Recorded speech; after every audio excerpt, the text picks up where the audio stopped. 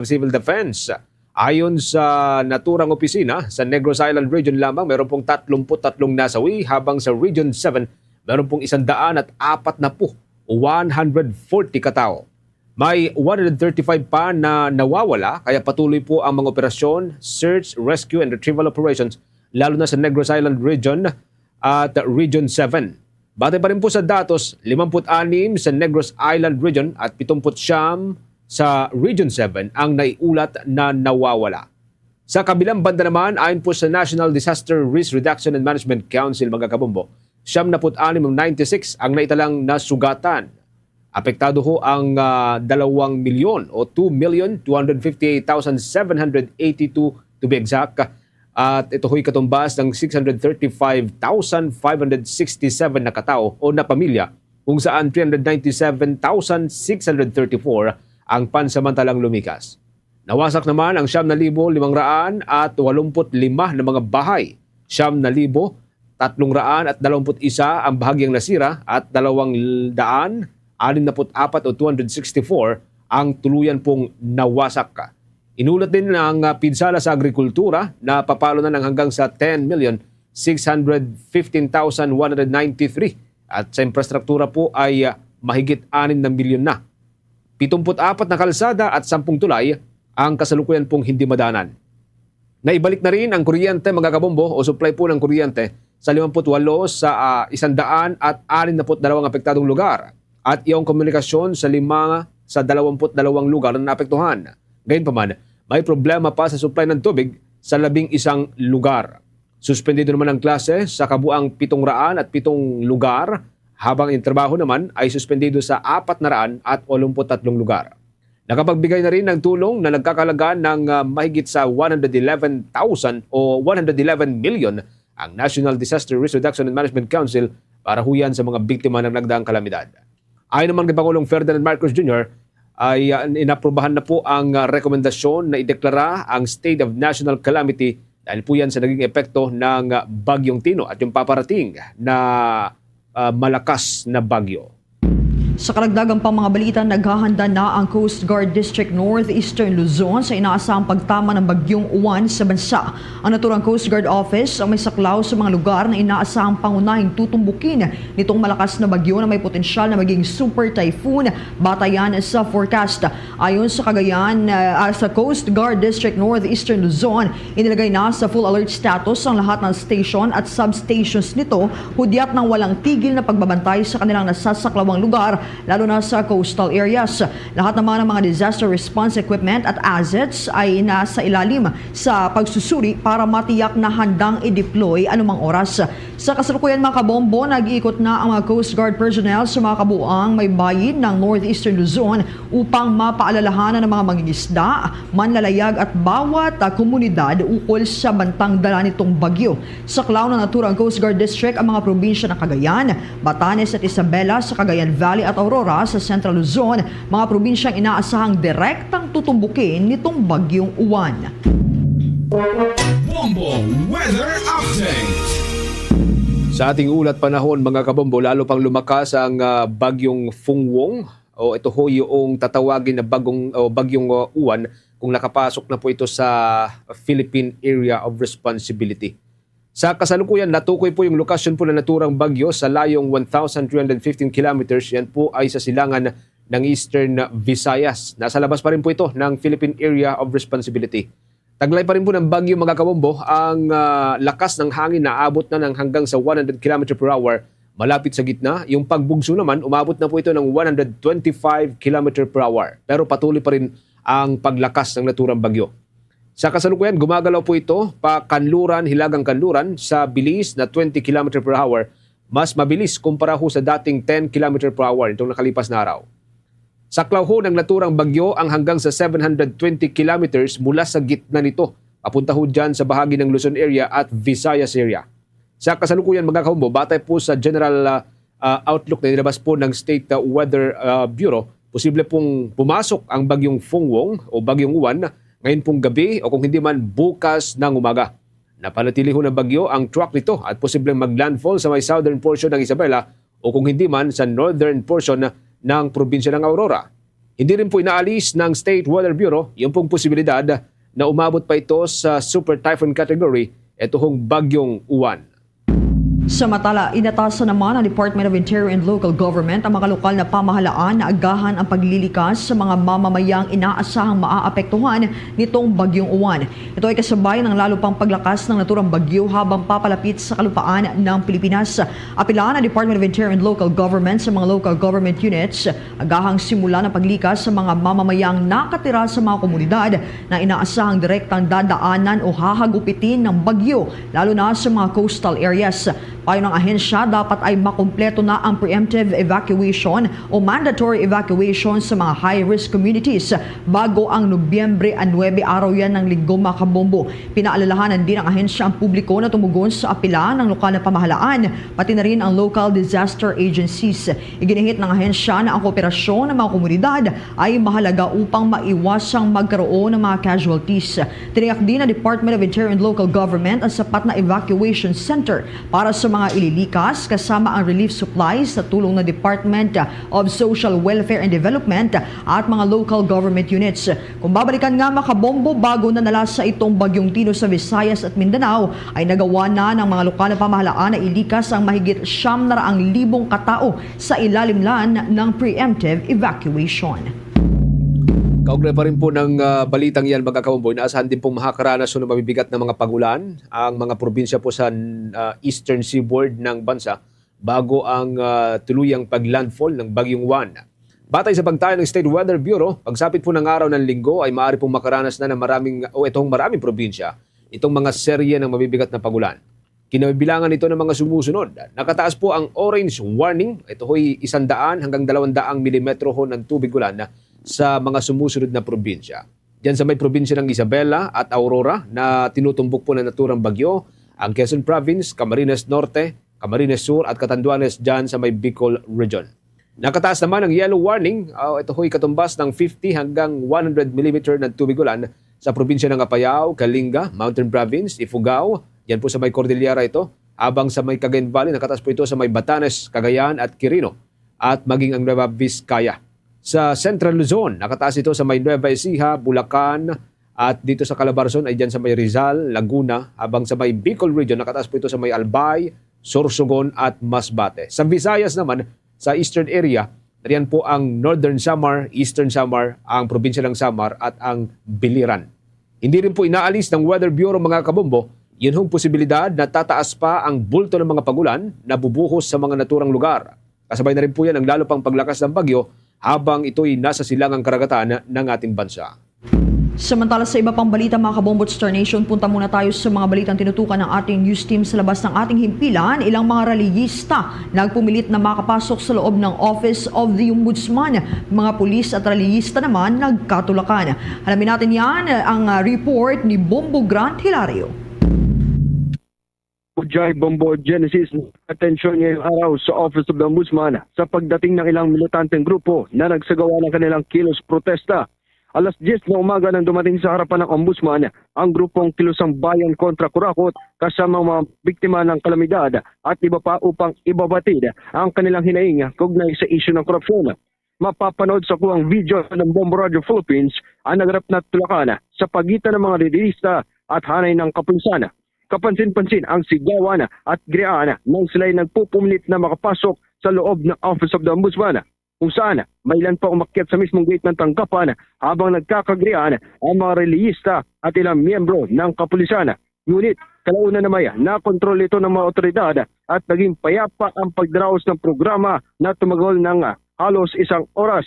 Ibinahagi ni Albert Pascual, Secretary General ng Health Alliance for Democracy, ang layunin kung bakit sila sumugod sa tanggapan ng Ombudsman. Narito ating pakinggan si Albert Pascual, Secretary General ng Health Alliance for Democracy. Sumugod kami dito sa harapan ng Ombudsman kasi nakikita natin na may nagaganap na cover-up. Ang panawagan namin, lahat ng sangkot dapat panagot. At dapat ay isama si Marcos Jr. na iimbestigahan dahil naniniwala kami na si Marcos Jr. ang pangunahing kurap dito. Kitang-kita doon sa mga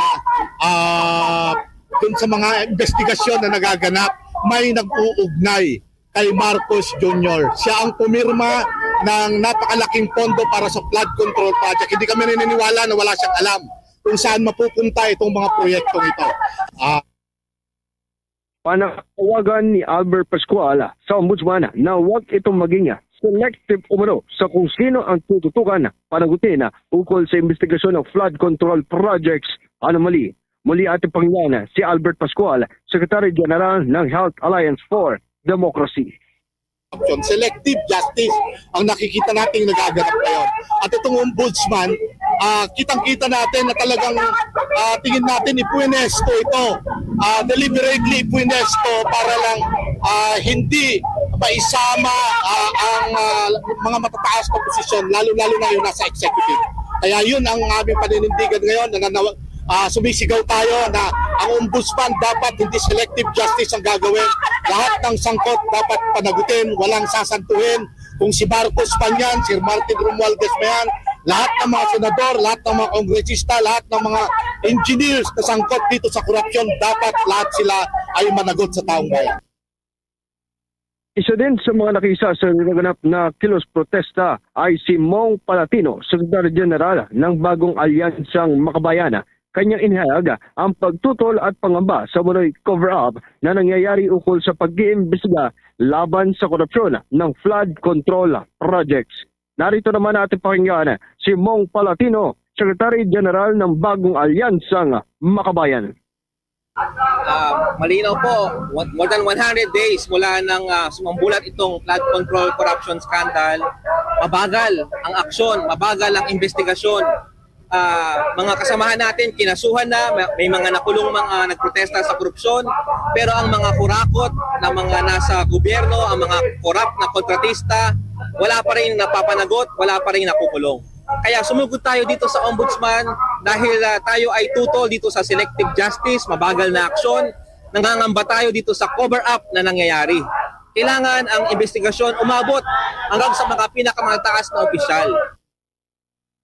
Nag-uulat live mula Office of the Ombudsman. Bumugran. Ito si Bombo Genesis. As of now, alas 12 na, may report ba kung may mga nasugatan, may dinala sa ospital?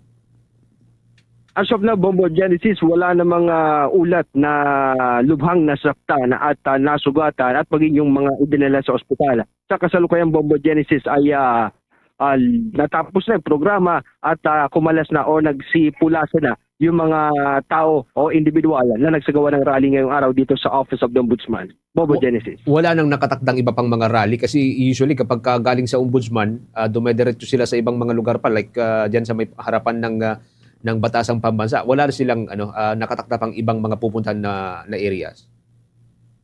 Kanina, Bombo Genesis, sabi nila ay matapos ng istigawang kilos protesta ay dediretso sila sa may iba pang lugar mamayang hapon. Ngunit kanilang sinabi na ang pinaka-kilos protesta na kanilang isasagawa ay yung pakikisa sa gaganaping malawakang demonstrasyon laban sa korupsyon sa darating na ika-30 ng Nobyembre ngayong buwan. Bombo Genesis. So ano to? Parang ano lang, parang preface lang nung kanilang gaganapin. Mga ilan ba yung mga natansya mo dyan na nag-rally kanina? Sa tansya ko, Bombo Genesis ay nasa 5 po o higit pa yung mga nagsipunta dito, mga individual na nagsagawa ng rally. Sapagkat Bombo Genesis, habang tayo nakaantabay dito sa Office of the Ombudsman, ay biglaan yung kanilang ginawang mistulang pagsugot mismo sa naturang gate ng Ombudsman. Kanina nga, parang bang mistulang nagkagulatan, maging sa panig na hanay ng kapulisan, na siyang pumapwesto pa lamang nang biglang tumakbo itong mga reliyista patungo mismo sa gate ng Ombudsman. Bombo Genesis. Kasi tahimik sa Ombudsman nitong nakalipas na mga araw, lalo after nitong November 1 to na naging holiday natin. Kahit na pumunta dyan ng Independent Commission for Infrastructure, tahimik, walang gaano mga balita other than dun sa referral ng mga cases. Pero ngayon, ano to, napaghandaan ba ng Office of the Ombudsman, yung mga gwardiya na nila dyan?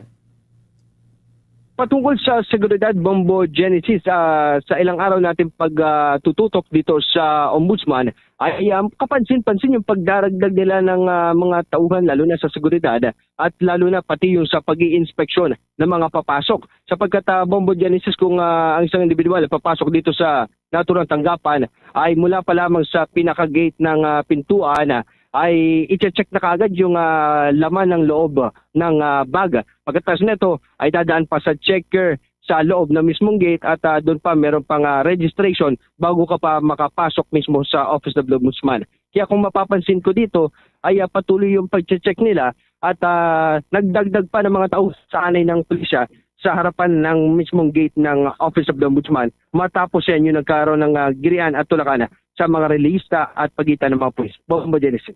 Parang itong grupong to ang sila rin lang nagsagawa ng ng rally noon diyan sa harapan mismo ng Independent Commission. Parang parehong grupo. Sige, maki-update pa rin tayo sa mga susunod na oras, mga araw. Bambuglan. Maraming salamat. Nag-uulat live mula Office of the Ombudsman. Ito si Bombo Hilario and this is Bombo Radio Philippines, the #1, the most trusted source of news and information. Bast Radio. Bombo. Meron na ho tayong 19 na minuto makalipas ang 12:00 ng katanghalian. Update pa rin tayo sa epekto or itong paghahanda kasabay pa rin po ng pagbabanta rin ng bagyong Uwan, mga kabombo. Nagpakawalan ho ng tubig ang dalawang malalaking dam sa Central Luzon at Cagayan Valley bilang paghahanda pa rin po ito sa inasang pagtama ho ng bagong bagyo. Una pong nagbukas ng gate ang Magat Dam nitong Nobyembre 6 at sinundan po ngayong araw ng Angat. Batay sa November 7 report ng Hydrometeorological Division ng State Weather Bureau, nagpapakawalan na ho ang Magat Dam ng kabuang 658.44 cubic meters per second mula po sa isang gate na may 2 metrong opening. Sa kasalukuyan ay nasa 187 meters ang level ho ng tubig dito at ito ay mahigit 5 metro lamang bago maabot ang normal high water level. Nagpapakawalan naman ang Angat Dam ng halos 60 kubiko metriko mula sa isang gate na binuksan. Mas mataas ang kasalukuyang water level nito doon sa 211 meters kumpara doon sa normal high water level na 210 meters lamang. Sa ngayon, tangi ang dalawang nabanggit na dam lamang ang nagbukas po ng floodgates bilang paghahanda pa rin po yan sa paparating na malakas na bagyo. Samantala, inilagay ng Civil Aviation Authority of the Philippines sa mataas na alerto ang lahat ng operasyon sa mga paliparan bilang paghahanda sa severe tropical storm itong Fungwong na inaasahang papasok sa Philippine Area of Responsibility sa katapusan ng linggo. Inutusan ni CAAP Director General Raul Del Rosario ang lahat ng airport managers na i-activate ang emergency preparedness at response plans upang matiyak ang kaligtasan ng mga pasahero, eroplano at pasilidad ng paliparan. Wala pa namang naiulat na flight cancellation sa anumang paliparan sa oras ng pag-post ng advisory. Ayon naman sa Weather Bureau, inaasahang papasok sa Philippine Area of Responsibility ang bagyo bandang hating gabi o early morning ng Sabado, mga kabombo. Pagpasok nito sa Philippine Area of Responsibility ay bibigyan nito ng lokal na pangalan na Bagyong Uwan. Sa mga kaugnay pa rin pong development dahil po sa malawakang epekto ho ng bagyong Tino naman, itinaas na rin ng Department of Health ang Code Blue Alert nitong Huwebes, Nobyembre 6 sa lahat po ng pasilidad at operasyon sa buong bansa. Ginawa ho ng Department of Health ang naturang hakbang matapos ideklara ni Pangulong Ferdinand Marcos Jr. itong state of calamity kaugnay pa rin po ng bagyo. Lahat po ng regional office at health facilities ng Department of Health ay nasa mataas na alerto. Karagdagang health personnel ay ipinadala po sa mga evacuation center at mga temporary health facilities sa mga apektadong lugar. Gamot, medical supplies at mobile response teams ay nahihanda na rin upang tumulong sa response operations ng mga lokal na pamahalaan. Naka-activate din ang operation center at maging yung health emergency management staff para sa mabilis na koordinasyon. Naka-standby rin ang 3 Philippine Emergency Medical Assistance Team na kinikilala ho ng World Health Organization na maaari pong mag-operate bilang outpatient department o magtayo po ng temporaryong mga hospital tents sa oras po yan ng sakuna. Sa iba pang balita, mga kabombo, Star Nation, na tinutukan ng ating news team, si Pangulong Ferdinand Bongbong Marcos Jr. sinabing listing ng Maynilad sa Philippine Stock Exchange ang simbolo ng lakas ng ekonomiya at pagtitiwala sa Pilipinas. Yan at ilan pang mga balita na tinutukan ni Bombo Annalise Soberano. Itinuturing ni Pangulong Ferdinand Marcos Jr. na isang makasaysayang araw para sa sektor ng tubig sa merkado at sa ekonomiya ng bansa ang paglilista ng isang water company sa Philippine Stock Exchange. Ayon sa Presidente, ang hakbang na ito ay patunay ng pagtitiwala ng mga mamumuhunan sa pamilihang Pilipino at sa kakayahan ng sambayanan. Mula nang magsimulang operasyon ng nasabing company, mahigit 2 dekada na ang nakalilipas, patuloy nitong natutupad ang layuning maghatid ng malinis at maasahang tubig sa mga tahanan sa red zone ng Metro Manila. Binigyang diin ni Pangulong Marcos ang initial public offering ng kumpanya ay magbubukas ng mas maraming oportunidad sa mga mamumuhunan at magpapatatag ng transparency at accountability sa sektor ng tubig. Dagdag pa niya ang mga programang pangkalikasan gaya ng paggamit ng renewable energy, pangangalaga sa watershed, climate resilient water system ay tumutugma sa agenda ng pamahalaan para sa matatag at sustainableng ekonomiya. Pinuri ni Pangulong Marcos ang pakikipagtulungan ng pribado at pampublikong sektor na anyay susi sa pagunlad ng bansa. Ipinahayag din niya na ang paglilisan ng Maynilad ay malinaw na mensahe sa mundo na ang Pilipinas ay bukas, handa at sabik na makipagnegosyo.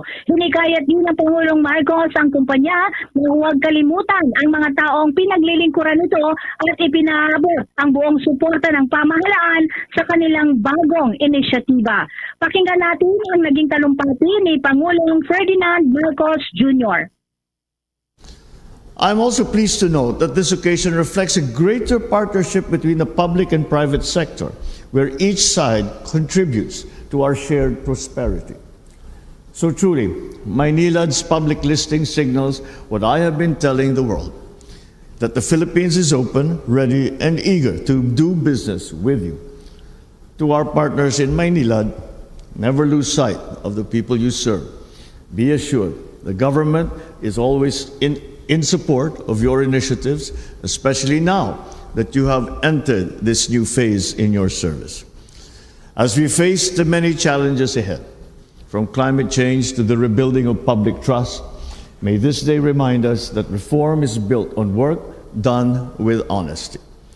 Because I believe that when we do things with purpose and excellence, progress will flow just like water that is steady and life-giving. Samantala, pinuri naman ni Abra District Representative J.B. Berno si Pangulong Marcos sa pag-aproba nito sa Tatak Pinoy Strategy. Isang hakbang na ayon sa mambabatas ay makatutulong upang maprotektahan at mapaunlad ang mga lokal na industriya sa bansa maging sa pandaigdigang merkado. Ayon kay Berno, ay pinapakita ng mga matagumpay na produktong pandaigdigan na mahalaga ang malapit na ugnayan ng pamahalaan at ng mga industriya upang mapabuti ang kalidad ng mga produkto at serbisyo. Nilalayo ng naturang estratehiya na palawakin at pag-ibayuhin ang kakayahan ng mga lokal na negosyo upang makalikha ng mga produktong may mataas na halaga at may pagmamalaki sa pandaigdigang pamilihan. Nananawagan ang kongresista sa lahat ng stakeholder na makipagtulungan sa pagpapatupad ng programa. Kung matatag kung matatag tayo, matibay ang magiging pundasyon para sa ating mga produkto. Dagdag pa ni Bernos, agad niyang makipag-ugnayan sa mga stakeholders sa ABRA upang matiyak ang mabilis at epektibong implementasyon ng nasabing estratehiya. Bombo Anali Montaño Soberano nag-uulat. And this is Bombo Radio Philippines, the #1 and most trusted source of news and information. Basta Radio, Bombo! Meron na ho tayong 26 minutes makalipas ang alas 12 ng katanghalian. Sa iba pang mga balita mga kabombo, dumipensa si Defense Secretary Gilberto Teodoro Jr. sa 30-day readiness plan ng Armed Forces of the Philippines sa panahon po ng giyera. Una pong sinabi kasi ni Armed Forces of the Philippines Chief of Staff, General Romeo Browner Jr., na dapat ay handa ang hukbo na mag-isang makipaglaban sa mga kalaban sa loob po ng 30 araw sa panahon ng giyera hanggang sa pagdating ng mga matatawag nitong reinforcement. Ayon naman kay Secretary Teodoro, isa itong normal evolution ng defense posture ng ating bansa. Ang 20 hanggang 30 araw na holdout target ay nagpapakita raw sa pangangailangan po ng Pilipinas na magkaroon ng mas matatag na self-reliant na militar. Kasama po dito ang sapat na mga gamit pandigma. Hindi tulad ng ibang mga katabing mga bansaan niya ang Pilipinas ay kasalukuyan pa rin nag-a-adjust dun sa tinatawag nitong defensive mindset. Inalimbawan nito ang Singapore kung saan normal na sa naturang bansa na paghandaan ang posibleng mga gyera. Kaya't dati na itong nasanay sa kahalintulad na defensive posture. Sa Pilipinas, walaan niya sa DNA ng mga Pilipino ang ganitong mindset kaya't marami ang natataranta nang marinig ang 30-day readiness plan at ayon sa kalihim, hindi ito isang provokasyon at sa halip ay pagpapalakas lamang sa kahandaan ng hukbong sandatahang lakas ng Pilipinas. Hindi naman lubos makapaniwala si Senator Bongo sa matinding pinsalang iniwan ng Bagyong Tino sa lalawigan ng Cebu. Matatandaang bumisita ang senador sa Cebu matapos ang malakas na lindol sa rehiyon, ngunit ayon sa kanya mas nakapapanlumong tingnan ang iniwan ng bagyo. Sa muling pagbisita ni Senator Go, ang mga biktima ng kalamidad mula sa iba't ibang bahagi ng lalawigan ay kanyang pinuntahan upang alamin ang kanilang kalagayan at mga pangangailangan at upang maghatid ng kaunting tulong. Mariin ang panawagan ng senador sa national government na gamitin ang lahat ng mga resources upang maibalik sa normal ang pamumuhay ng mga nasalanta sa lalong madaling panahon. Sinalubong naman si Senator Go ng daan-daang evacuees kung saan kapansin-pansin ang matinding pangangailangan sa maayos at ligtas na mga evacuation centers. Giit ng senador na siya ring vice chairman ng Senate Committee on Finance, dapat iyakin ng pamahalaan ang netong pondo ng bayan ay napupunta sa mga proyektong tunay na may pakinabang at hindi sa mga substandard na flood control o ghost projects. Importante rito, restoration of normalcy kaagad, makabalik sa normal na pamumuhay ng ating mga kababayan. Kung sino yung may kasalanan at dapat managot ay dapat managot dito sa mga flood control dito sa province of Cebu. Kung meron man pong pagkukulang na nangyari, ang kawawa po yung mga mahirap nating kababayan. Sila po ang apektado. Tulungan po natin sila. Inyong napakinggan si Senator Bongo. Samantala muli pong nanindigan si Attorney Roy Rondain, ang nagsisilbing abogado ni dating Representative Bicol Representative Zaldico, na dapat tiyak at detalyado yun daw mga paratang ng corruption laban sa kanyang kliyente na nadawit sa umunoy 13.8 billion pesos na flood control budget insertions. Giit ng abogado, hindi tungkulin ng dating mambabatas na patunayan ng kanyang kawalang sala, kundi itong mga nagsasakdal na magpakita ng ebidensya. Hinamon din niya si Representative Toby Chanco na magsampa ng formal na reklamo at hindi raw maglabas ng paratang sa ibang forum. Ayon kay Rondain, takot umuwi itong si dating Congressman Ko dahil sa banta umano sa kanyang buhay, kaya't nanatili siya sa abroad matapos magbitiw bilang kongresista nitong buwan ng Setyembre. Tiniyak din ng abogado na hindi tumanggap ng kickbacks ang dating mambabatas at walang personal na pag-aari ng mga eroplano na niwasahuyan sa mga ulat. Hindi rin umano sila magkahain ng counter affidavit dahil prejudged na raw ng ombudsman ang kaso. Dagdag pa ni Rondain, babalik lang ang mambabatas o dating mambabatas kung ligtas na siya at naniniwala siyang magiging unfair prosecution ang haharapin niya kung ngayon siya uuwi dito sa bansa.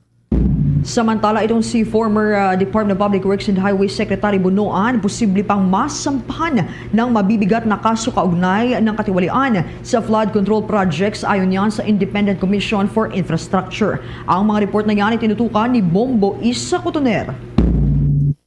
Maaaring irekomenda pa ng Independent Commission for Infrastructure ang pagsasampa ng mas mabigat na kaso laban kay dating Department of Public Works and Highways Secretary Manuel Bunoan at inang dating opisyal ng kagawaran dahil sa ghost projects sa Bulacan. Ayon kay ICI Chairperson Andres Reyes Jr., posibleng mas mapabigat pa ang mga kaso katulad ng kasong kriminal ang ipataw sa mga dating opisyal ng DPWH batay sa magiging karagdagang ebidensyang makakalap sa investigasyon.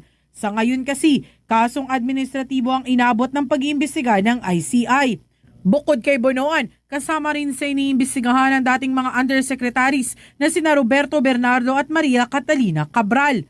Ito ang naging tugon ni Reyes sa pagkukwestiyon ng publiko na bakit puro mga opisyal lamang ng Department of Public Works and Highways Bulacan 1st District Engineering Office ang nakakasuhan ng kasong kriminal. Sa kanina, there are plenty of cases. So we can escalate in the next filing, then escalate. We can escalate basta dumarating ebidensya. So, it's better to file one at a time than sabay-sabay. So, marami pa tayong cases, no? Pwede ma-escalate yung findings against Secretary Bonoan, etc. But right now, yung pa ng evidence, doon pa na kami. Yeah. But I'm hoping that people come out and tell us what they know. Alright? We can escalate to a higher crime, but unti-unti tayo. Importante gumagalaw lang yung ibang kaso. And they are already facing some action that they have to answer. Matatandaang hinikayat ni Reyes ang publiko na lumapit at magsumbong sa kanila upang makipag-ugnayan din sa nangyayaring investigasyon sa Independent Commission for Infrastructure. Anya, hindi pa sila nakakahanap ng matibay na ebidensya na nagkokonekta sa mga DPWH officials at mga proponent. Samantala, sinigurado rin ng komisyon na hindi nila dinidelay ang pagsasampa ng kaso at agad nila itong inaasikaso matapos makumpleto ang investigasyon. Dagdag pa niya, asahan pa ang mas maraming kaso na irerekomenda sa Ombudsman kaugnay ng katiwalian sa flood control projects. Inaasahang mas bibilis pa ang proseso dahil naaprubahan na ang budget ng komisyon, kabilang ang pagkuha ng mas maraming abogado sa susunod na taon upang tumutok sa mga kaso. Hindi namin iniipon yung kaso. Pagtapos na namin, papal na namin, ayaw namin ipunin eh. Kasi, masama yung iniipon eh. Mga sabihin ng tao may tinatago. So once they complete it, we file right away. Kasi ibang tao, they compile it for 1 month, then they file. Mahirap pa sabihin pa, meron kami dinidelay. So once we are complete in our findings, and we have the typist to do it, we file right away. Mula sa lungsod ng Taguig, ito si Bombo East sa Cotoner, and this is Bombo Radio Philippines, the number 1 and most trusted source of news and information. Basta Radio Bombo! Meron na lamang ko tayong 26 minutes bago po sumapit mga kabombo ang alauna ng hapon. Dako tayo sa iba pang mga balita, malalaking mga issues. Isang 21 anyos na babae naman na nagpakilalang dati hong girlfriend nitong si Julie Dondon Patidungan, ang umunoy whistleblower sa kaso ng mga nawawalang sa bungero, ang nagsampahon ng 8 bilang ng rape o 8 counts of rape, isang sexual abuse at isang serious illegal detention laban sa kinikilalang whistleblower. Kinilala ho sa media bilang Nene. Sinabi ho ng biktima na wala siyang anumang ugnayan kay negosyanteng Charlie Yatungang na dati manong amo nitong si Patidungan. Ayon kay alias Nene, nagsimula ang kanilang relasyon nitong si Patidungan noong siya ay 16 na taong gulang pa lamang. Matapos siyang makilala ni Patidungan sa isang social media page. Binibigyan umano siya nito ng bahay, sasakyan at buwan ng allowance na hanggang sa 50,000 pesos. Ikinwento niyang dinala siya sa farm ni Ang sa Sinulwan at sa isang apartment sa Maypila, Laguna kung saan nangyari umano ang ilang pang-aabuso. Trigger warning ko muna tayo sa mga listeners, mga viewers natin. Ayon sa kanyang abogado na si Attorney Glessa Rose Hanolino, natakot itong si alias Nene noon dahil sa impluensya ni Patidungan, ngunit nagkaroon na siya ng lakas ng loob na magsampa ng kaso dyan po sa may bahagi ng Laguna nitong nakalipas na buwan. Samantala, tumanggi muna sa komento ang abogado ho nitong si Patidungan na si Attorney Manuel Ventura habang hindi pa nakakausap ang kanyang kliyente. Bombo International News. Naglunsad ng mabibigat na airstrikes ang militar ng Israel sa southern Lebanon nitong Biyernes, oras sa Pilipinas, matapos maglabas ng evacuation orders para sa ilang lugar. Ayon sa kanila, dahil sinisikap umano ng Lebanese armed group na Hezbollah na buuin muli ang kanilang militar na pasilidad. Bagaman may ceasefire deal na naipasa noong nakaraang taon, ito'y para wasakan o wakasan ang higit isang taong labanan sa pagitan ng Israel at Iran-backed na Hezbollah. Nagpatuloy naman ng Israel sa operasyon kasunod ng ilang buwang pagsisikap ng Lebanese army na linisin ang mga Hezbollah sa timog. Ayon naman sa Lebanese Health Ministry, isang tao ang nasugatan sa hapon habang isa naman ang nasawi sa mga naunang airstrikes. Naglabas naman ng 3 evacuation orders si military spokesperson Avichai Adrai para sa mga bayan ng Aita al-Jabal, Al-Tayyiba at Tardeba at 2 karagdagang lugar sa timog. Inutusan ng mga residente na panatilihin ang 500-meter distance mula sa mga target ng lugar. Tumulong naman ang civil defense ng Lebanon sa paglilikas sa mga residente. Nagsimula naman ang airstrikes halos isang oras matapos ang evacuation orders na nagbuga ng makakapal na usok sa kalangitan. Babahala naman ang mga residente ng Lebanon na maaring muling simula ng Israel ang mga malawakang aerial bombing, lalo na matapos magbabala ang Israeli leaders na kikilos sila laban sa Hezbollah kung hindi magpapatupad ng disarmament ang Lebanon. Bombo Sports News. Sa ating sports news, nakatakdapong labanan ng Japanese fighter na si Yuya Wakamatsu, si one strawweight MMA World Champion Joshua Pasio. Yan po sa Nobyembre 16. Maghaharap ang dalawa sa ilalim ng one flyweight MMA World Championship. Sa kasalukuyan, hawak ni Pasio ang strawweight belt, ngunit lalaban siya sa mas mataas na dibisyon ng mixed martial arts para harapin ang Japanese fighter. Hawak ko ng Japanese fighter ang 19-6 na win-loss record kung saan sa 19 na kanyang panalo, 12 ho rito ang naipanalo niya bilang knockout o technical knockouts. Kasalukuyan din siyang 5-fight winning streak at huli pong hinarap itong si Adriano Moraes sa Octagon noon pong March ng taong kasalukuyan. Hawak naman ng Pinoy icon si Pasio ang 23-4 win-loss record kung saan siyam dito ang nagawa po niya sa pamagitan ng submission. Uli niyang hinarap ang batikang MMA artist na si Jared Brooks noon pong Pebrero sa pamagitan po ng technical knockout kahit napunta sa kanya ang strawweight title. Gaganapin po ang laban sa pagitan ng dalawa sa Tokyo, dyan sa may Japan. Sa iba pang balita mga kabombo Star Nation, naghahanda naman ng Department of Transportation ng mga adjustments sa ruta at transport management sa darating na 3 araw na rally ng Iglesia ni Cristo sa Rizal Park. Simula yan Nobyembre 16. Ayon kay Acting Secretary Giovanni Lopez, nakikipag-ugnayan ng mga ahensya ng land transportation sa Department of Transportation sa iba pang ahensya upang mapanatili ang access ng pampublikong transportasyon pati na rin ang emergency vehicles habang minimize ang abala sa trapiko. Ayon naman sa Metropolitan Manila Development Authority, inaasahang hanggang 300,000 katao bawat araw ang dadaluyan sa Iglesia ni Cristo Peaceful Rally for Transparency. Orihinal sana itong gaganapin sa People Power Monument sa Quezon City, ngunit inilipat naman sa Rizal Park sa aprobadong liham noong Oktubre 30. Tiniyak naman ang ahensya na ang kanilang monitoring at coordination team ay mananatiling naka-standby upang magbigay ng teknikal na suporta at tulong sa publiko sa 3 araw ng rally. Sa iba pang mga balita mga hombo, pinag-aaralan po ngayon ng Department of Agriculture yung pagpapataw ng maximum suggested retail price. So ito ho yung kilala sa pinaikling tawag na MSRP sa mga imported na pulang sibuyas.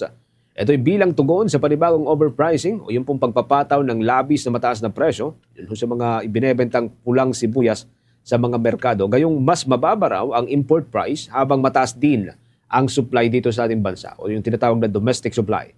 Ayon pa sa Department of Agriculture, mababa rin ang farm gate price ng sibuyas sa mga kasalukuyan, ngunit nanatili pa rin mataas ang presyo sa mga merkado.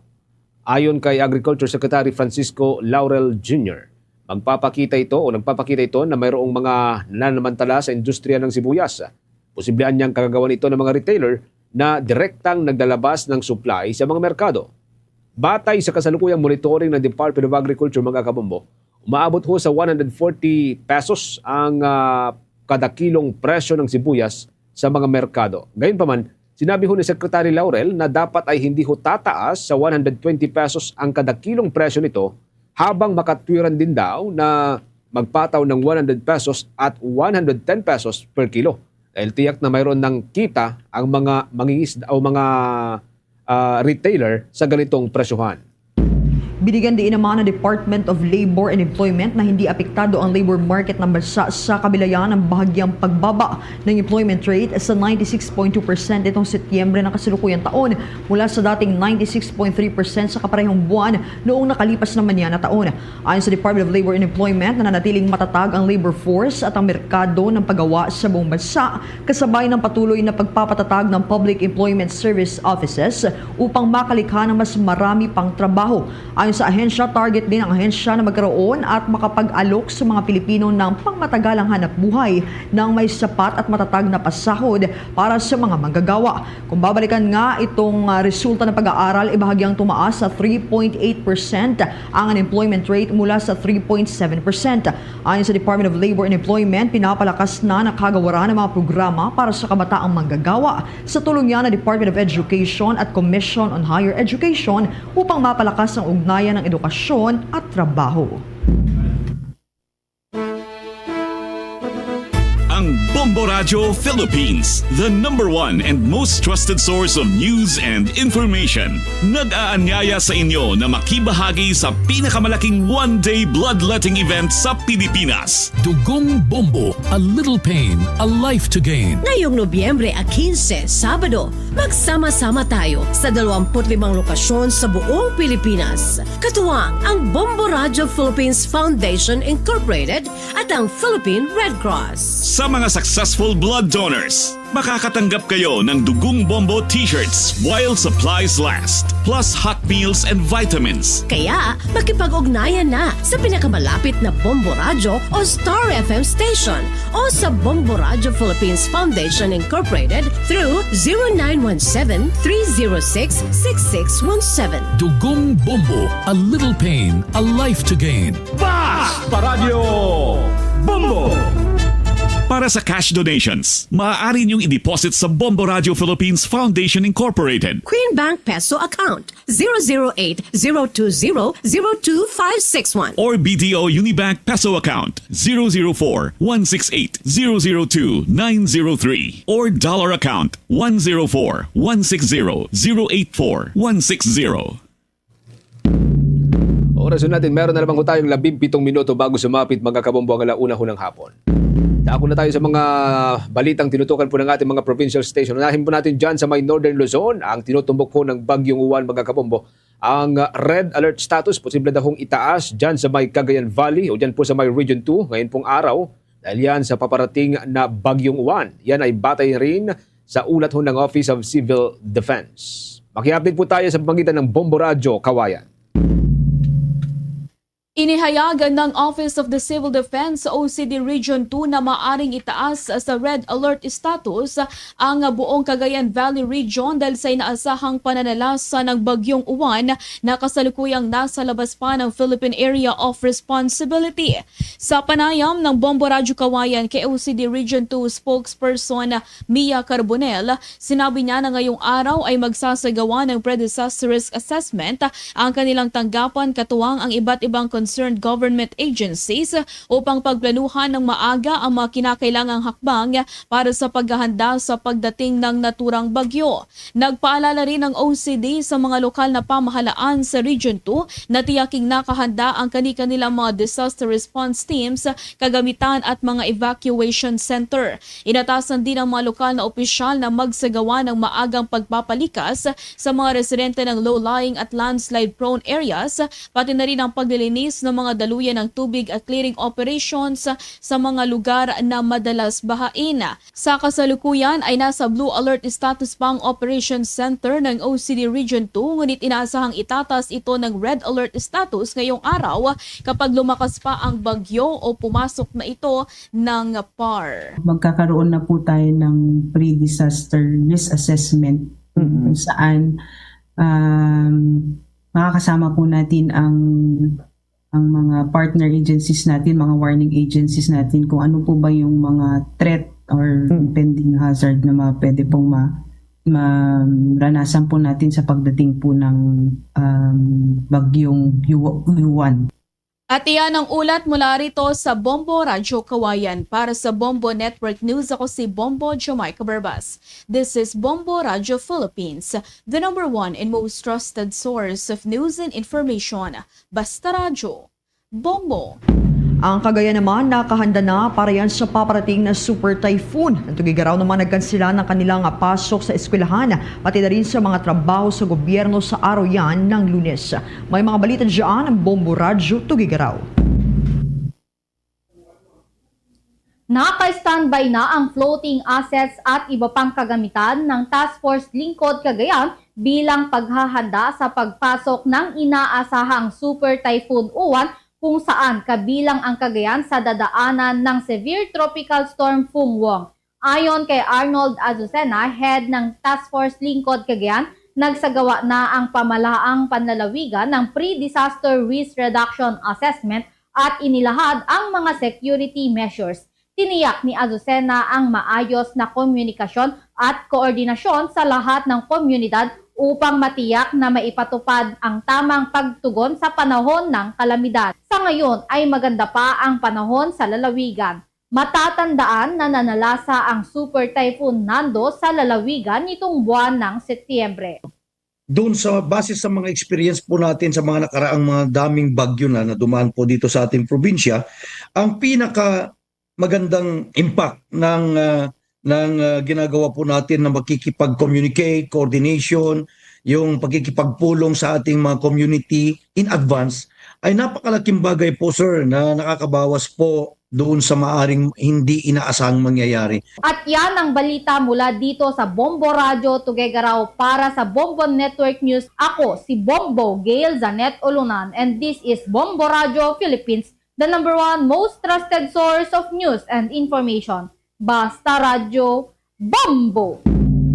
Mula ho dyan sa may Northern Luzon, mga kabombo, na tinutumbok po ng bagong bagyo na may potensyal na maging isang super typhoon itong bagyong Uwan.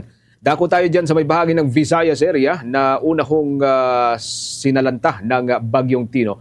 Isa hong amang nawalan ng asawa at anak, nagbahagi po ng kanyang karanasan o kwento matapos hong tangayin ng baha o tubig baha ang pamilya sa kasagsagan ng pananalasa ng bagyong Tino. Makibalita ho tayo sa exclusive report ng Bombo Radio Cebu.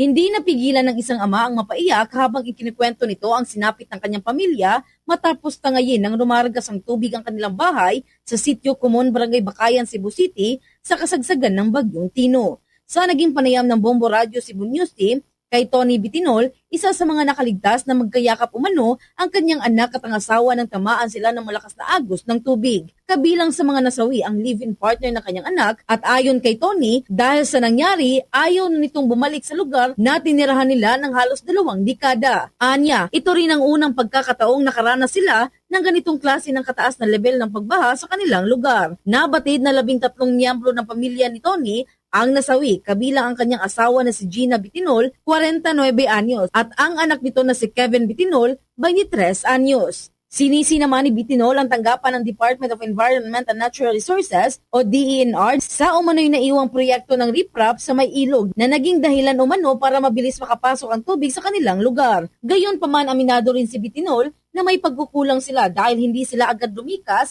kahit pinayuhan na silang umalis bago pa man tumama ang bagyo.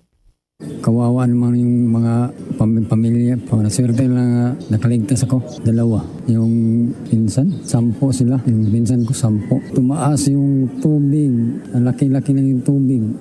Hindi ko makuha yung tubig kung saan nanggaling yung tubig yun. 20 years ako nakatira sa aming sitio. Noon ako nakakita ng tubig. Saan yung tubig sobra kalaki. Mula rito sa lungsod Lawigan ng Cebu, Bombo John Akanyati. This is Bombo Radio Philippines, the #1 and most trusted source of news and information. Basta Radio Bombo.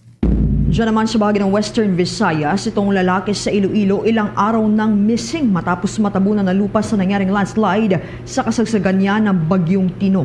May mga balita dyan ng Bombo Radio Iloilo. Patuloy pa ring hinahanap ang isang lalaki na pinaniniwalaang natabunan ng lupa matapos ang landslide sa barangay Barasalon, Haniway, Iloilo. Kinilala ang biktima na si Tommy Arganya, 29 anyos, residente ng nasabing barangay. Sa panayam ng Bombo Radio kay Police Captain Marlon Perez, hepe ng Haniway Municipal Police Station, sinabi nito na nagtungo sa kanilang himpilan ang asawa ng biktima upang iulat na hindi pa nakaka nakakauwi ang kanyang mister. Ayon sa pahayag ng asawa sa mga otoridad, bandang 1:00 ng hapon noong Nobyembre 5 nang magpaalam ang kanyang asawa na pupunta sa bundok upang suriin ang linya ng kanilang tubig. Ngunit pagsapit ng 4:00 ng hapon, hindi pa rin ito nakakauwi. Dahil sa labis na pag-alala, nagtungo ang babae sa lugar at doon niya napansin ang bahagi ng bundok na gumuho. Naghinala siya na posibleng natabunan ng lupa ang kanyang asawa. Nagpapatuloy ngayong araw ang search and retrieval operation matapos ito pansamantalang itinigil kahapon dahil sa malakas na ulan. Yung misis niya, hinanap, no, yung asawa niya dahil nagpaalam na pupunta doon sa area. Wala pong nakakita na pumunta siya doon at yung misis lang, ang basihan niya ay pupunta doon. So hindi po nakauwi yung victim natin, yung missing. Pumunta si misis doon sa area na sinabi. Si Police Captain Marlon Perez. Para sa Bombo Network News, mula rito sa Bombo Radyo Iloilo, ako si Bombo Carl Panisales Melieza, and this is Bombo Radyo Philippines, the #1 and most trusted source of news and information. Basta Radyo, Bombo! Sa iba pang mga balita dyan sa may bahagi ng Visayas area, 70% dito hong mga residente sa Barangay Magubilan sa may bahagi po ng Capiz isolated daw matapos yung gumuho ang river control at masira ang kalsada na kumukumekta sa naturang barangay dahil pa rin po yan sa naging epekto ng Bagyong Tino. May update dyan ng Bombo Radyo Rojas. Mahigit 70% ng mga residente sa Barangay Magubilan, Panay, Capiz ang kasalukuyang isolated matapos gumuho ang bahagi ng river control at tuluyang masira ang kalsada bunsod ng pananalasa ng Bagyong Tino. Sa panayam ng Bombo Radio Rojas kay punong Barangay Flora May Castillo, sinabi niyang tanging mga tao na lamang ang maaaring makatawid sa naturang kalsada dahil sa lawak at lalim ng mga bitak, dahilan upang ipagbawal ang pagdaan ng lahat ng uri ng sasakyan. Ayon kay Castillo, nagsimula ang pagkakaroon ng bitak sa kalsada noong manalasa ang Bagyong Ramil at mas lumala pa ito makalipas ng 3 araw. Nang dumating naman ang Bagyong Tino, tuluyan nang bumigay ang bahagi ng river control na natapos itayo noong 2020. Dagdag pa ng opisyal, lubog pa rin sa baha ang ilang bahagi ng kanilang barangay, kaya't mga bangka na lamang ang nagagamit ng mga residente upang makatawid. Nagpahayag rin ng pangamba si Castillo sa posibleng paglala ng sitwasyon sakaling pumasok sa bansa ang panibagong bagyong uwan na maaaring tuluyang makasira sa natitirang bahagi ng kalsada at river control sa kanilang lugar. Hindi talaga maganda ang sitwasyon ng mga residensya dito sa barangay ko kasi ang daming estudyante dito, ang daming mga senior citizen na may sakit. At kailangan talaga namin ngayon ng tulong mula sa gobyerno. Mga 70% ng household ko ang apektado ngayon. Mula dito sa Bombo Radio Rojas, para sa Bombo Network News, ako si Bombo Lindsay Ermitanio Bade. This is Bombo Radio Philippines, the #1 and most trusted source of news and information. Basta Radio, Bombo! Bombo Sports News.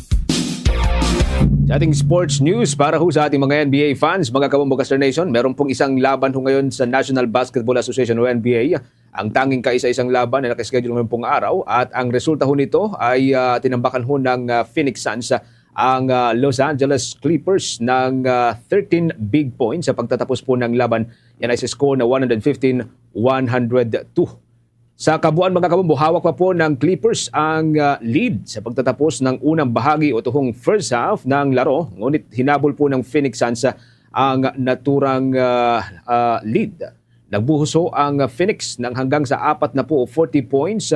Yan ay sa pagsisimulan ng third quarter ng laban habang 23 lamang po ang nagawang ipasok ng Los Angeles Clippers. Kaya po hinawakan ng Suns ang hanggang sa 17 points sa pagtatapos na ho ng ikatlong quarter.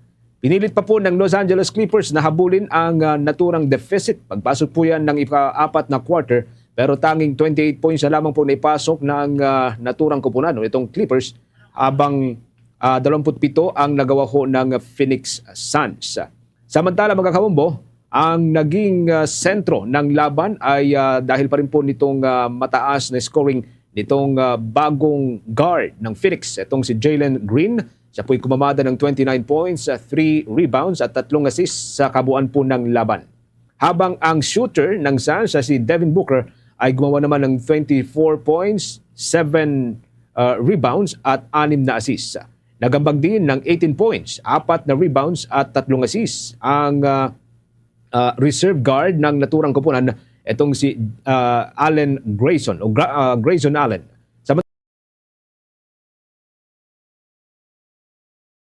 Samantala sa panig po ng Los Angeles Clippers sa pagkatalo ng naturang koponan sa naturang laban, ang nagsilbing scorer ho nito ay itong si Ivica Zubac na sang sentro ng turang koponan. Siya po'y kumamada ng 23 big points, 11 rebounds at 2 assists. Nag-ambag lamang ho ng 5 points, 1 rebound at 1 assist ang guard o star player ng Clippers na si Bradley Beal. Yan po'y sa loob ng 23 minutes na kanyang paglalaro. Habang 17 points, 3 rebounds at 3 assist naman ang ipinasok ng bench player na si Cam Christie. Sa kabuuan mga kabombo, nagawa po ng Phoenix Suns na magpasok ng 41 points mula ho doon sa 72 o 92 field goal na pinakawalan po nito.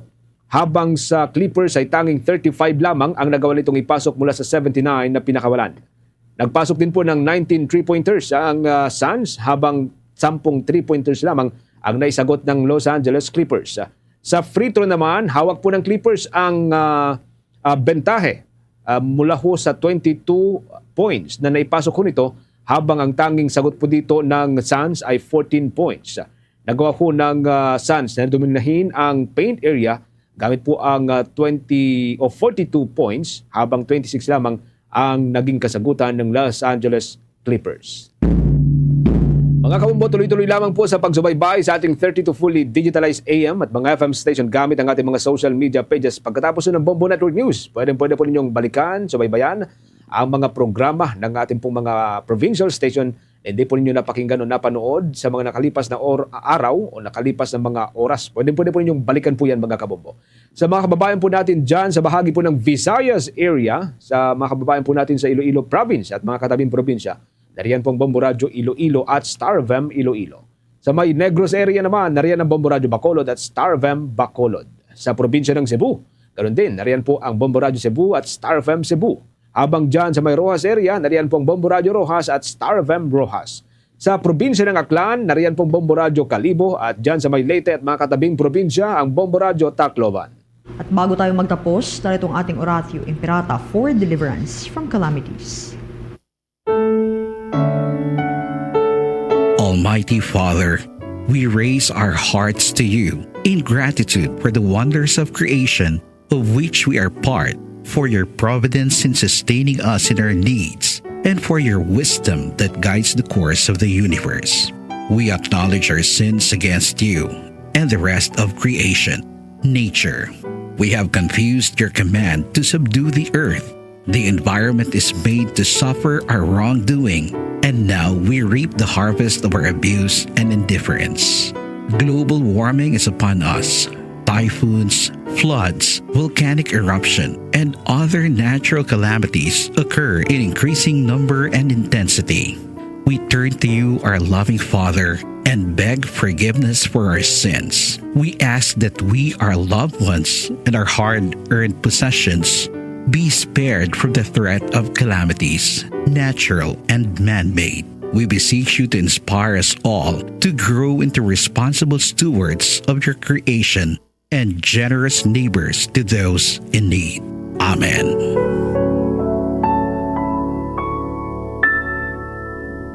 Christmas, it's a time for sharing, giving gifts for everyone. What matters now is this Christmas we share the love. Mga kababot Star Nation, para sa ating Christmas countdown, we only have 48 days before Christmas Day. This Christmas we share the love. Luzon, Visayas at Mindanao at maging sa buong mundo, yan na po ang kalipunan ng ating balitaan para sa Bombo Network News, ang back-to-back winner sa Catholic Mass Media Awards bilang Best News Program.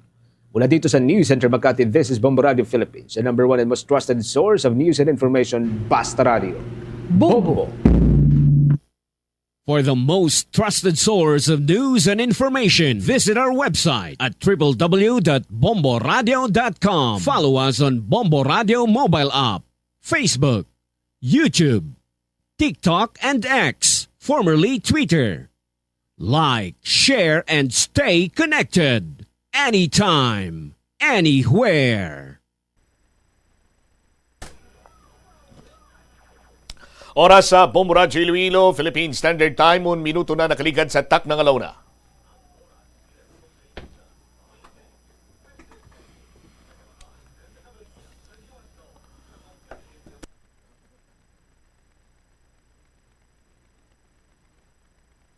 Balik na diri sa pagpangalagad sang Bombo Hanay Saudto sa DYFM Bombo Radio Iloilo. Standby sa kay Bombo Hana Andasa. Ining pagkakas sang pangalan sang sinuman nga politiko sa mga aktibidades diri sa syudad sang Iloilo, hilabi pa kon government sponsored ini or in connection sa mga kayuwatan diri sa bahin sang city government. Kakson dumili hambal sang Vice Mayor sinyati pabor ako dira. Pero kung personal nga kwarta ang gingamit at hindi na kita guro maka-intervener sila dira, kag hindi naman kinanglan nga i-regulate, si Bombo Hana Andasa may follow-up report. Lakip na sila diri PRO6. Nagpabutyag sang suporta sa palabuton sining dugong Bombo 2025, A Little Pain, A Life to Gain, nga hiwaton nationwide sa 24 key cities sa aton sining mga kabombo ko sa diin diri iya sa bahin sang syudad sang Iloilo. May paghiwaton man kita sining bloodletting activity ning dugong bombo. Sa mga balita with a Bombo Hana Andasa, please go ahead. Pabor si Vice Mayor Love Baronda Bombo Chama sa ining ginaduso nga ordinansa ni Councilor Rudolph Jeffrey Gandon na nagadumili sa paggamit sa pangalan ng politiko sa mga government-funded projects and programs diri sa syudad ng Iloilo. Apang kung personal na kwarta lang ang gingamit diri, hindi na kinahanglan nga i-regulate pa. Ini man ang nanging reaksyon ni Vice Mayor Baronda sa pagpasar ni Vice Mayor Councilor Gandon sa among ordinansa sa first reading kahapon nga adlaw sa regular session Bombo Chama.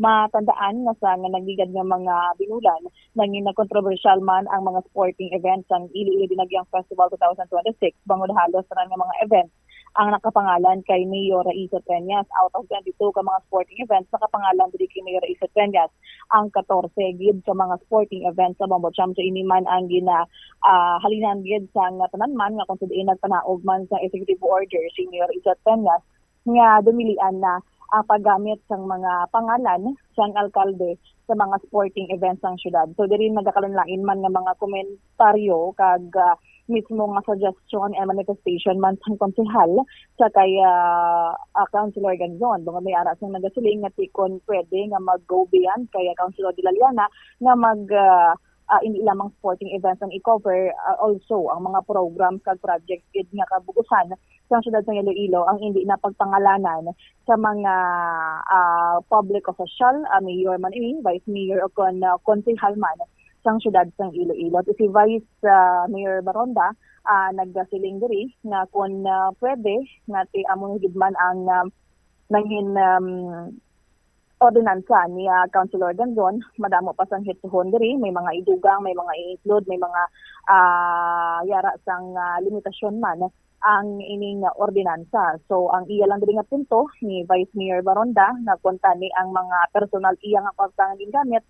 For example, ang politiko abi nagbulig minsan na sunugan sa mga nabagyuhan na abi ang ilaman ng initiated by their office or ilaman nakapangalan, ilaman kwartain pondo nga gingamit ang hindi na kinahanglan kuno ni i-regulate pa. Bangod man nati wala man sang ginkuha sa pondo sang syudad, hindi man ini kwarta sang taho sang publiko, but then personal niya kay ginutuyo gid niya nga magbulig sa mga naapektuhan sang mga kalamidad o kung ano pa man nga tuyo niya nga magbulig sa mga tao Bombo Cham. So ini ang punto ni Vice Mayor Baronda. Ipabati na po na nanging pahayaga ni Vice Mayor Love Baronda. Sali Councilor Gansono, this really stemmed from what had happened I think 2 weeks ago sa gin-call out sa mga pumuluyo ang pag-name sa mga different sporting events sa city kay mayor. So then nag-issue man diyon si mayor sang EO para may guidelines ini. So ang ini nga ginobra ni Councilor Ganson is actually ang counterpart man sang city council sa panawagan sang EO ni mayor. So ang akong reaction da is kung government funded ang event, namigid nga kung wala gid man pangalan.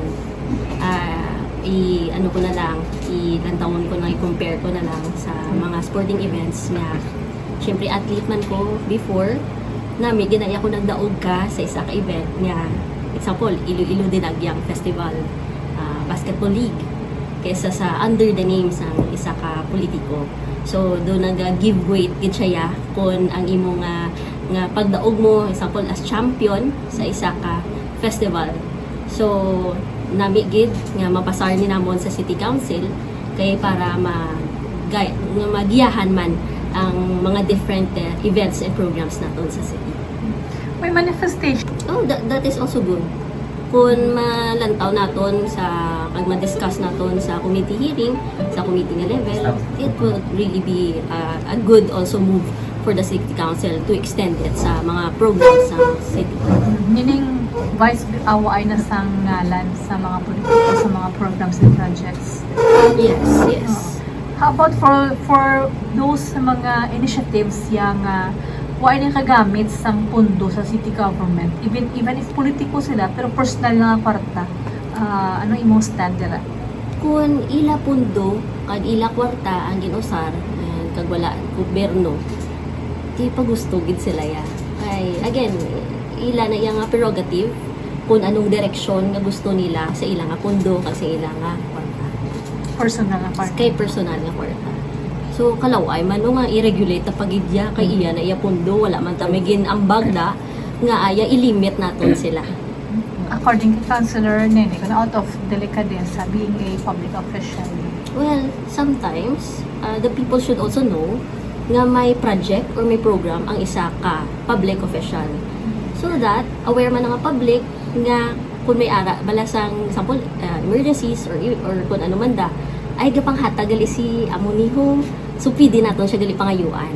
So it's not nga pang-epal lang ang panghatag sang mga gamit or so kung ano man da nga gusto sang isa ka individual, but it's also one way of letting the public know nga if you need help kay may amo akong sini pwede ka makapangayo. Napatian ang nangin pahayag ni Vice Mayor Love Baronda bilang sabat man sa ining pamangkutanon ko na pabor sa ining ordinansa ni Councilor Ganzon Bomocham. Kay ako nag-agree ako sa kay Councilor Rudolph Ganzon kag sa iban pagid sini iyang mga konsihal with Vice Mayor Love Baronda nga salamahon tanan nga mga government funded kag kung public official ka nga nagagamit kay sang pundo sang gobyerno i-prohibit or kakson or hindi na lang pagbutangan sang pangalan mo dira. But naga-disagree ako sa kay Councilor Nene Dilalian ako maghambal siya pati ang sa private bla kung halimbawa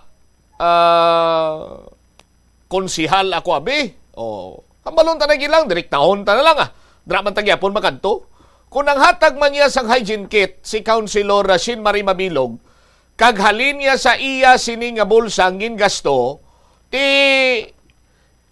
though hindi naman na eksakto ang gwata sinakaron niya sa mga tinaga pa ni the late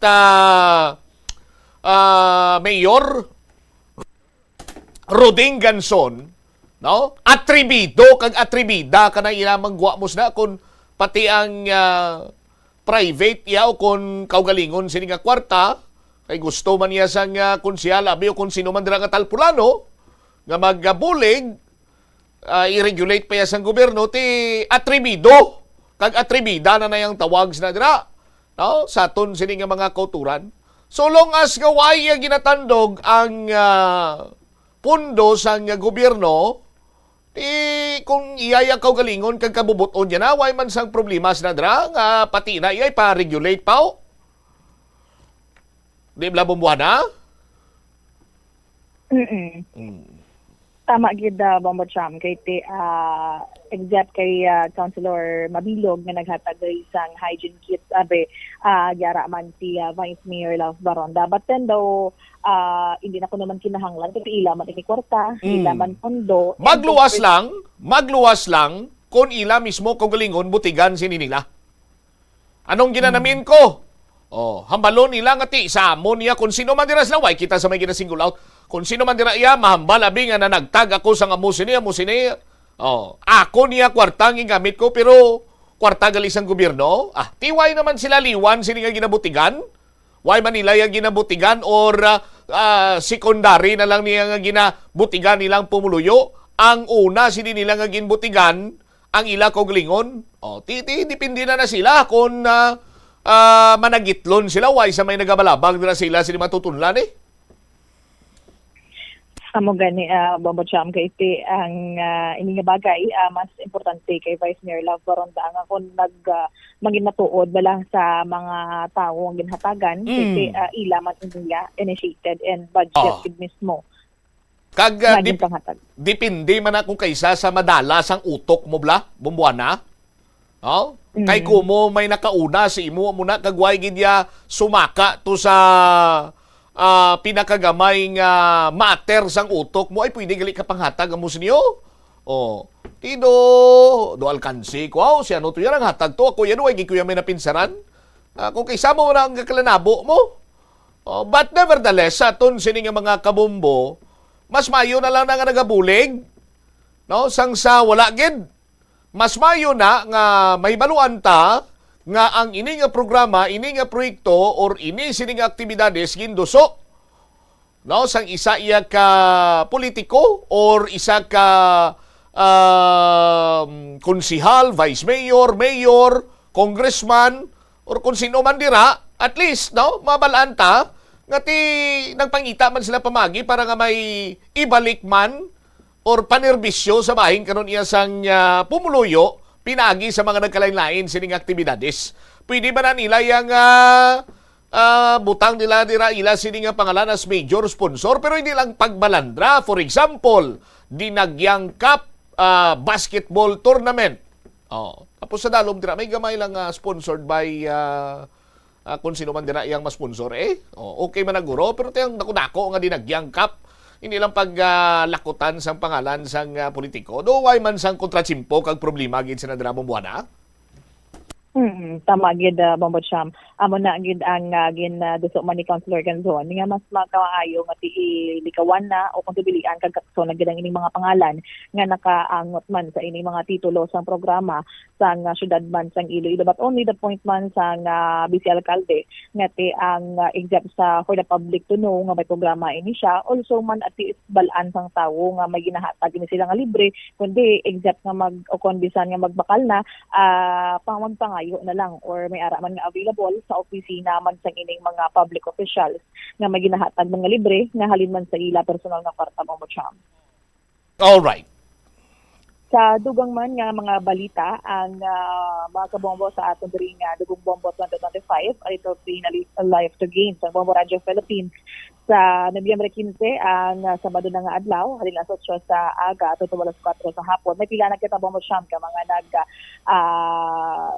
nag-pledge na nga ini man naton mga partners kag mga donors man sa ining bloodletting activity. So ini simultaneously napagahiwaton sa tanan man nga mga Bombo Radio and Star FM stations sa may Kungsod sa Pilipinas and isa man diri ang Police Regional Office 6 nga nagasuporta gid kag maghatag gid sang mga nagkakaigo man ng mga personal nila na magpakuha sang dugo kag magdonar gid sang dugo diri man sa aton nga Dugong Bombo 2025. Ipabati naton ang nangin pahayagman sang Police Regional Office 6 ang Chief Regional Staff si Police Colonel Jerome Afuyog Jr. Ang Police Regional Office 6 ay nakikiisa sa Dugong Bombo 2025. A Little Pain, A Life to Gain ng Bombo Radio Philippines. Ito ay gaganapin sa November 15, 2025 sa iba't ibang lugar sa bansa na may Bombo Radio at Star FM stations. Dito sa Iloilo, Ang venue ay Iloilo Science and Technology University Main Campus, La Paz, Iloilo City. Ang dugo na inyong ipagkakaloob ay magdudugtong ng buhay ng iba. Basta Radyo, Bombo! Nabatian diri Bombo Chama ng intahayag sang Chief Regional Staff sang Pier 06 si Police Colonel Jerome Afuyog Jr. Yan din naman ang nakuman nga bulig sang mga uniform personnel naton every time nga may mga dugong bombo every year nagadonar gyud ni sila and ako man ini nga bulig para man sa pagsugpon sang kabuhi man sa mga nagakinahanglan Bombo Chama. All right. Ini si Bombohan namin daw sa Andasa and this is Bombo Radio Philippines, the number one and most trusted source of news and information. Basta Radio, Bombo. Salamat kid da Bombo Hana Andasa sa imo siniiyang balita. Pagbalik nato na banwa dugang pagid sini nga mga balita kag impormasyon aton sini nga pagtalakayon. Hibaloon naton ano ang latest dito sa search and retrieval operation sang lalaki nga ginapatihan na tumpukan sang duta matapos ang landslide sa banwa sang Haniway. Sandi gani sa kay Police Captain na Marlon Perez ti wifi ya sang may makapatod mo, no? Nga natampukan gid man to sa pero ang iya sining asawa amo to yang nag-report kag nagpahayag sini nga nahibaluan niya ang iya sining bana didto padulong ti pagkakita iya sang duta to nga nagkalatipag dito nagsuspitsa ini na temporaryo man sining gin paiway or gin kanselar ang nasambitan sining operation kagapon bangod sa malain sining tiyempo bat nagpadayon na sumungaga. Ibalunta kon ano ang latest diri banwa. Kag sa nasiling manaton sa aton sining mga kabombo damo sumong nagalibog sang ulo. Ngaman kon isyo corruption si Manila di ba? Kung isyu sang baha,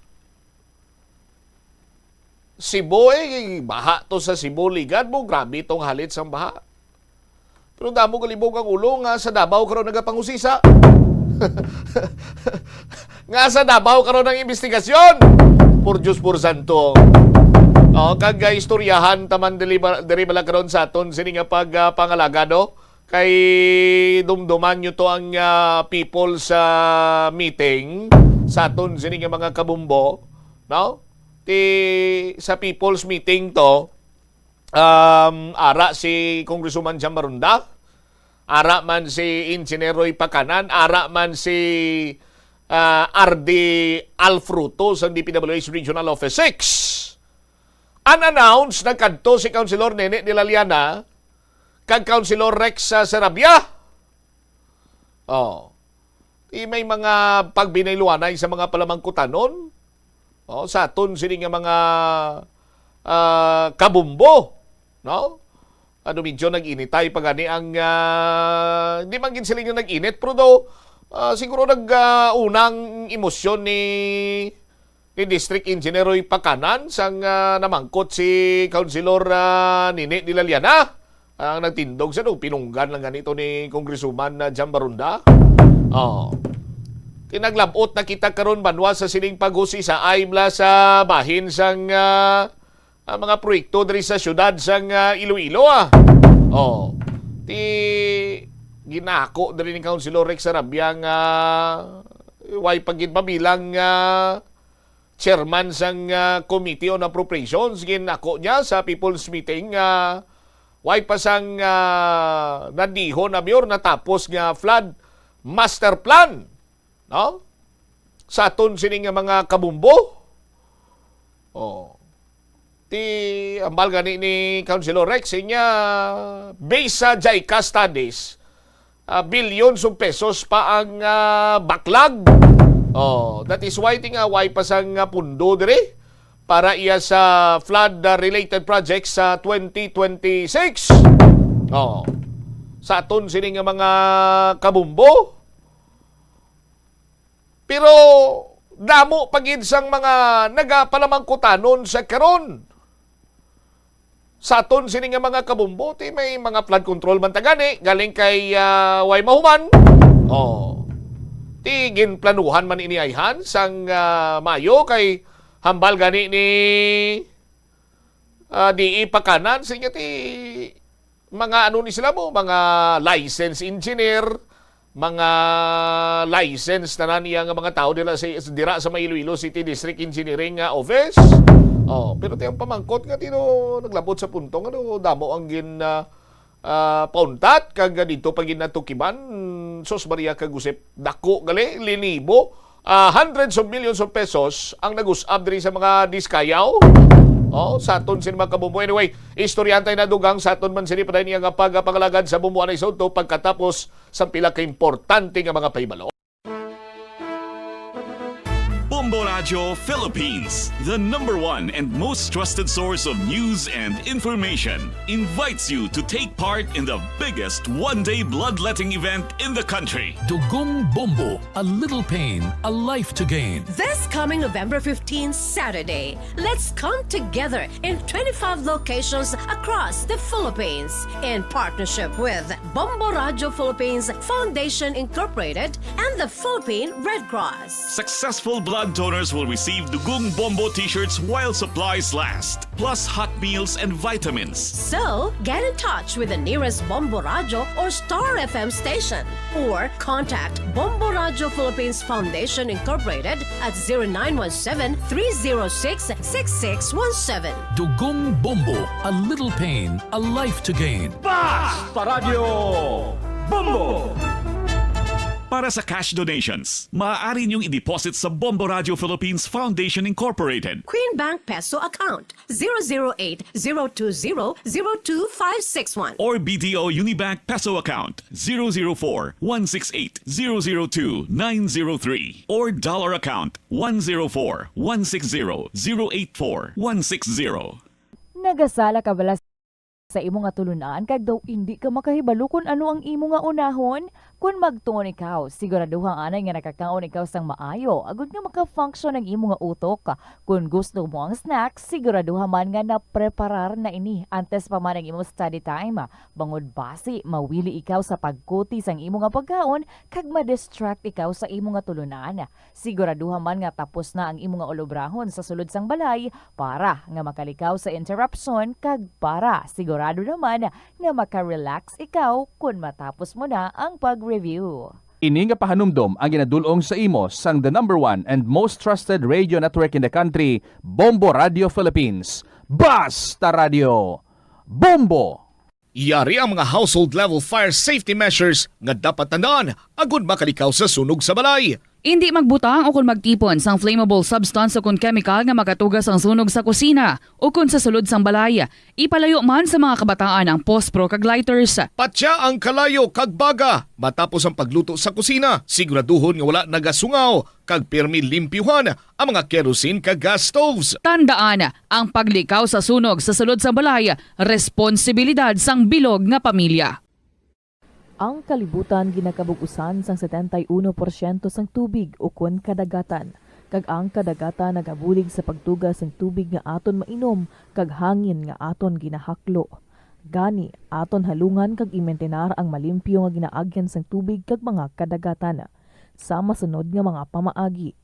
Magpartisipar sa mga Farmers Bazaar, your traditional public market with the touch of Plazuela Dos, ang isa ka lugar nga gintukod sa tion kag sa kasagsagan sa COVID-19 pandemic nga may tinutuyo nga maghatag sa imo sang safe marketing experience. Subong nga ang COVID-19 hindi nagidman dako nga pamahog kag nagapakadto na kita sa next normal. Rest assured nga ang Farmers Bazaar will further evolve agud yung magpadayon sa paghatag sa inyo sing satisfying marketing experience. The Farmers Bazaar. Sa lower level, tara na pahamtang ang fish, poultry, kag meat section para naman sa inyo mga kinahanglanon nga prutas, utang kag iban pa, magbisita sa upper level, pinaagi sa paggamit sa hagdanan o kon sa pagkadto direkta sa parking lot. The Farmers Bazaar, your traditional public market with the touch of Plazuela Dos.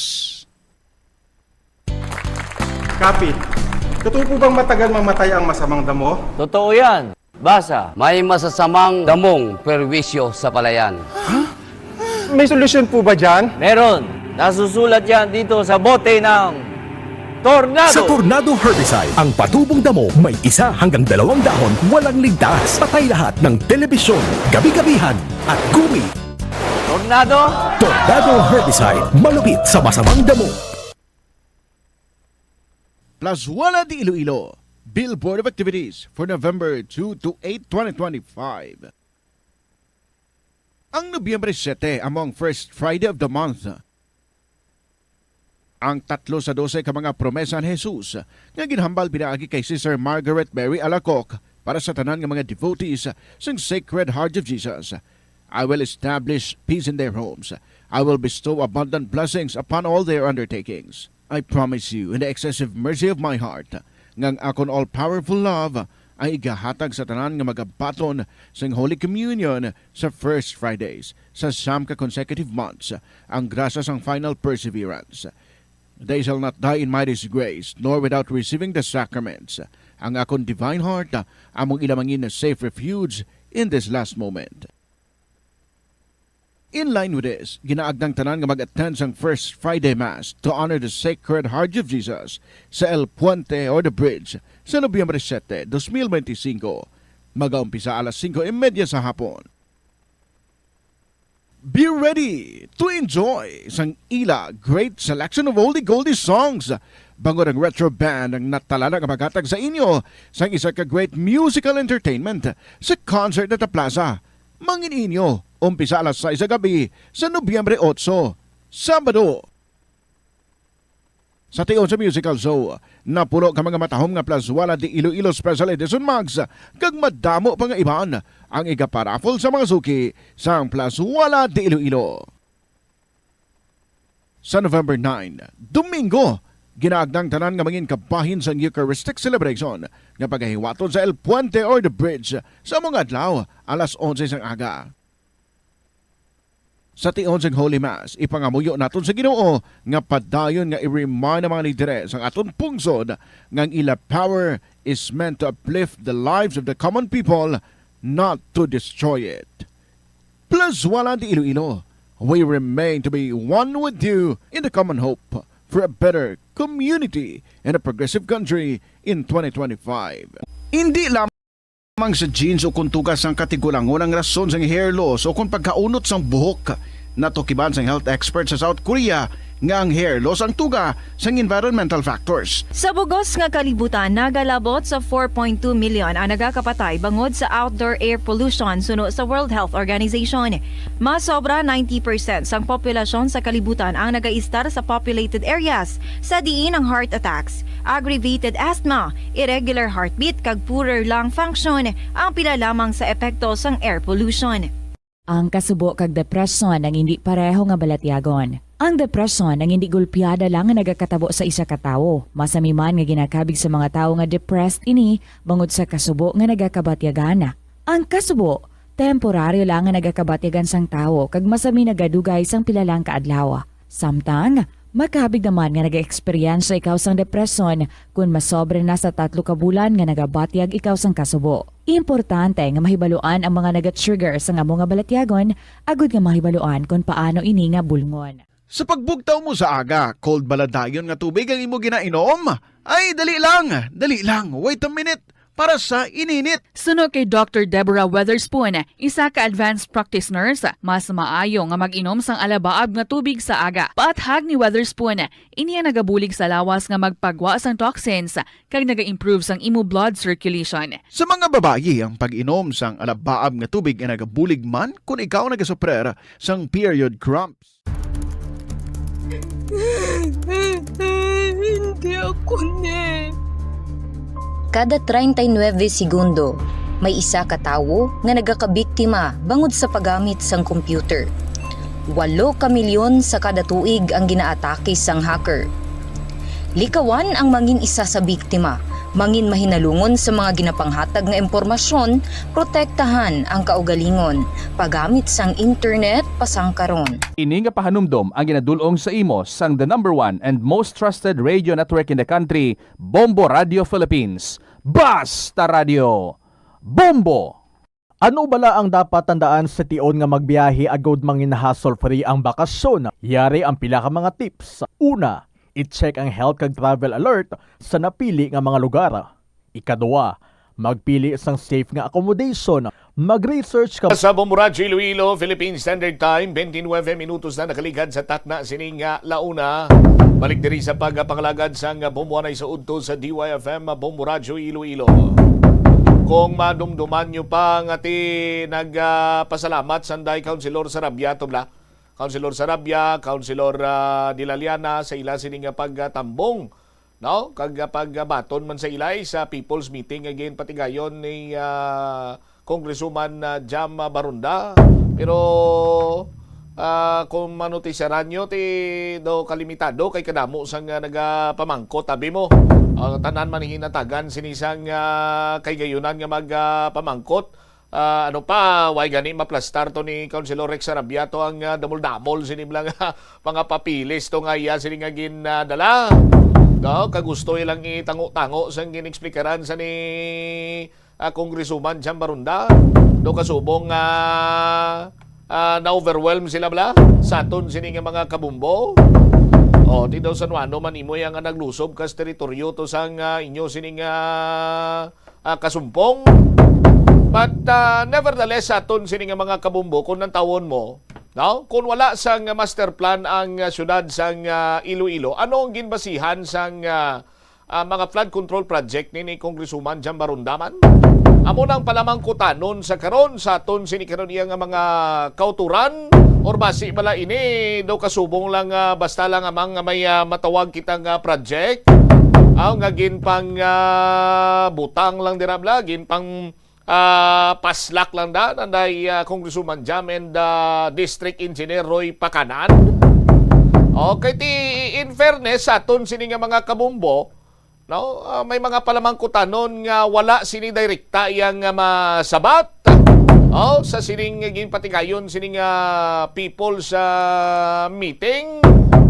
Kaya ano abi kay ang gwa yan sadto iya daw ano bla?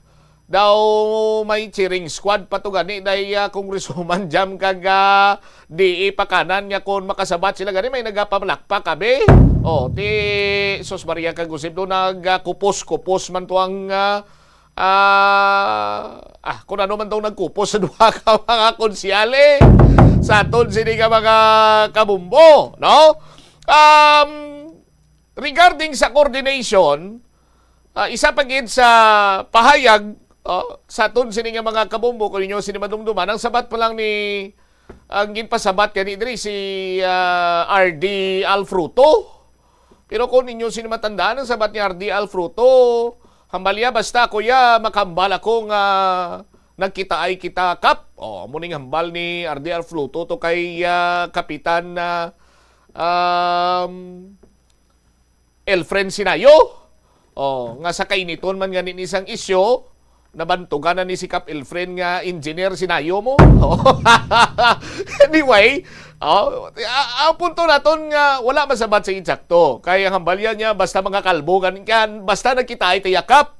Kay mana mga kalbo naga-ilinsindihan ay of which sa aton sini nga mga kauturan why masabat ang direkta sini nga palamang kutanon kung wala may mga koordinasyon, no, sa aton sini nga mga kabumbo. So nagagwa karon nga ti bangod man nga wala sa balasihan nga flood control master plan or flood ano tong hambal ni master plan sa syudad sang Iloilo. But silingon nga ti nagapamangkot kita nagdugang mga palamangkotanon sa pumuluyo karon kun bala ti anong ginbasihan, no, ni sang Iloilo City District Engineering Office together with Congresswoman Jam Barunda and the District Engineer Roy Pakanan kung anong ginbasihan nila sa pagpatukod sining hundreds of millions nga wala magkalatapos sini iyang nga mga flood control project. Hindi ayhan nga amo ining rason ngun wala sang may nagkalatapos or way matapos-tapos bangod nga tido wala gid man maplanuhan sang Mayo. Sa aton sini nga mga kabumbo kag hindi lang basta-basta milyon ini naglabot na sa billions of pesos worth mga biyan sining mga flood control project nga wala tapos iya banwa. Kag hindi man kita malipat, no, nga nadugangan pag inang kontrobersiya sini kag pag pangalawhaw sang mga pumuloy diri sa syudad sa Iloilo kay isa sa mga kontrobersyal nga kontraktor atong mag-asawa nga diskaya bla ati do kasubong iyang mga dalagkuan sini nga mga flood control project ang na-award sa ila.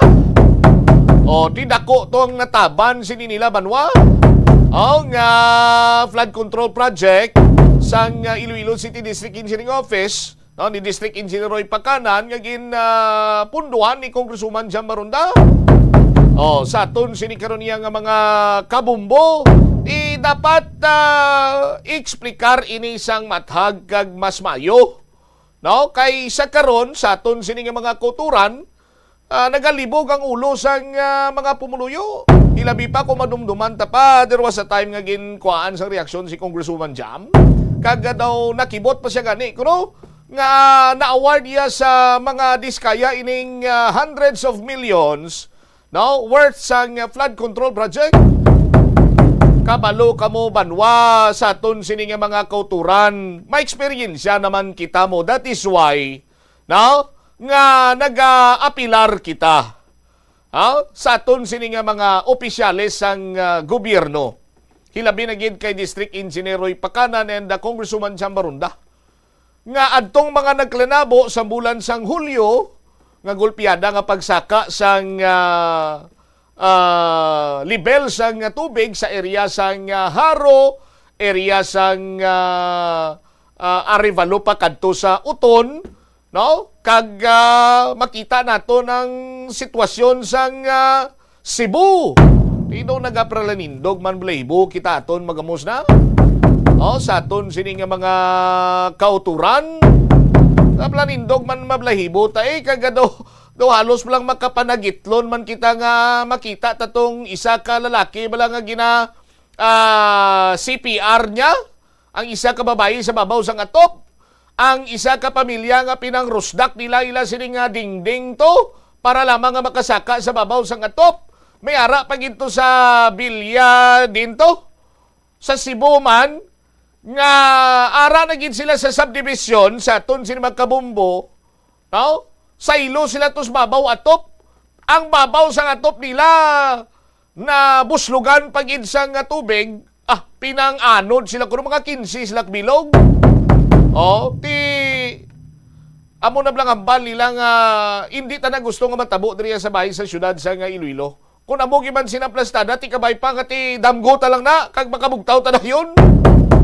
No? Sa aton sini nga mga kabumbo kag in fairness no? Gina-acknowledge ginaton ang preparasyon man sa city government under the leadership of Mayor Raisa Triñas.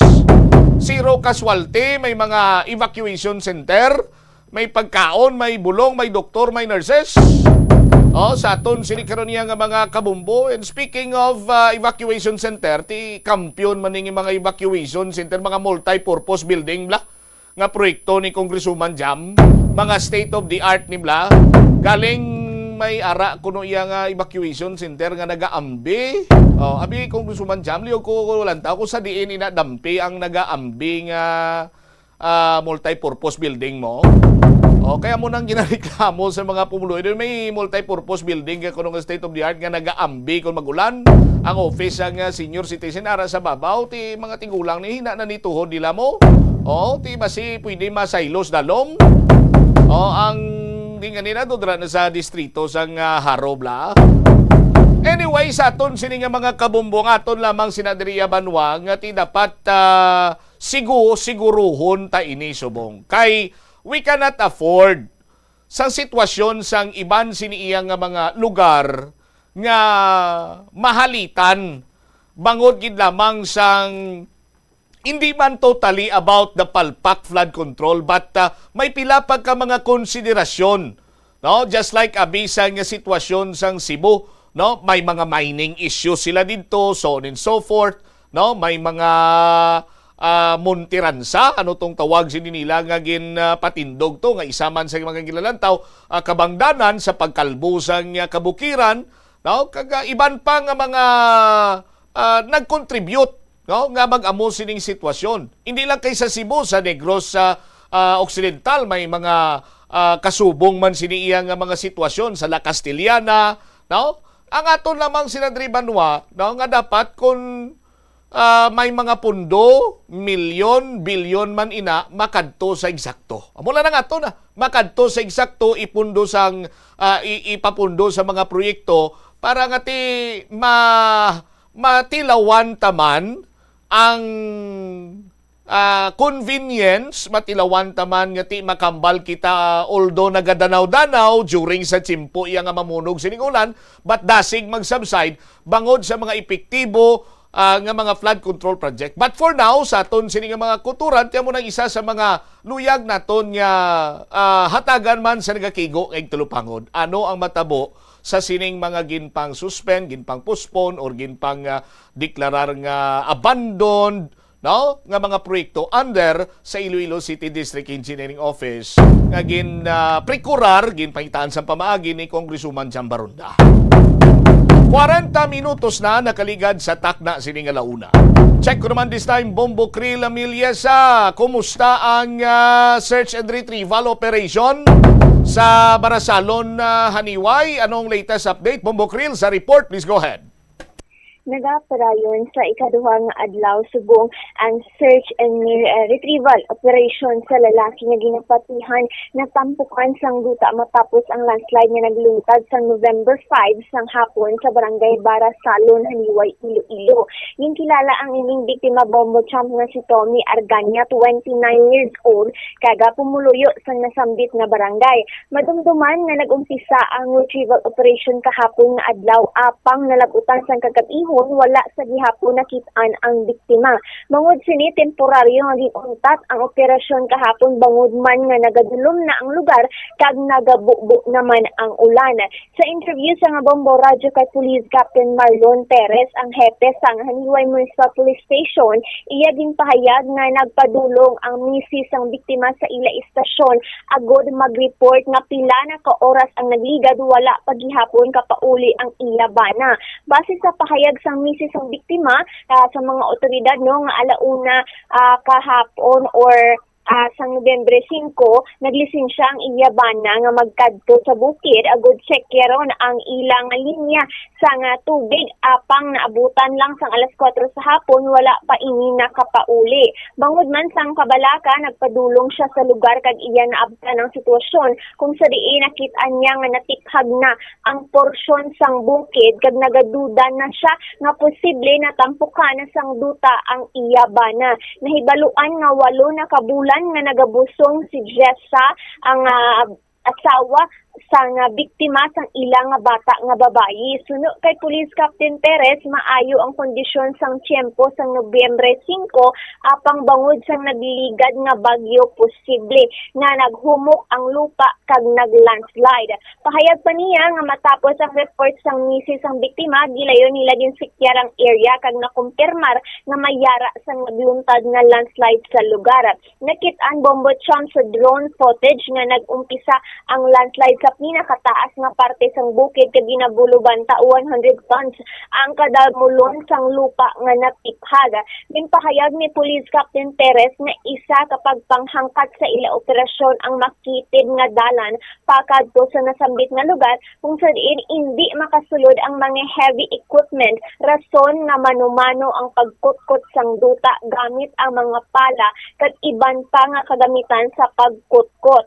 Apang subong nga adlaw no ginatinguhan nga makasulod sa lugar ang gamay nga bakho nga ginpadala ni Haniway Mayor Paul Aparian.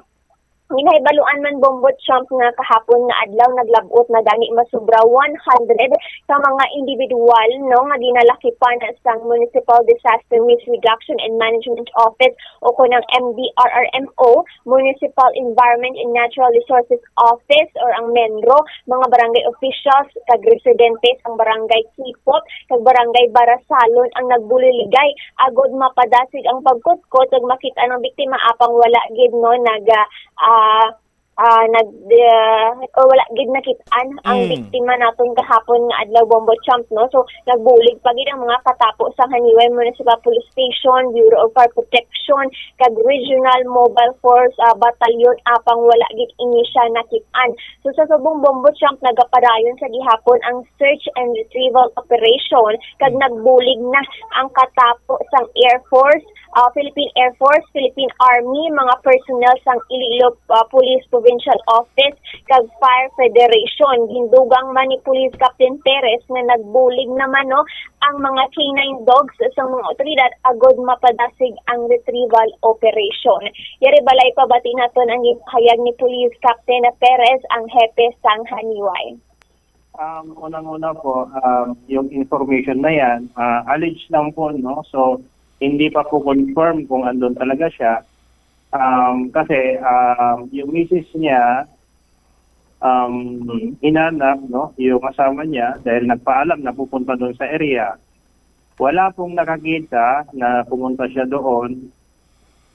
At yung misis lang, ang basyahan niya ay pupunta doon. So, hindi po nakauwi yung victim natin, yung missing. Pumunta si Mrs. doon sa area na sinabi at nakita niya na nagka-landslide na. So,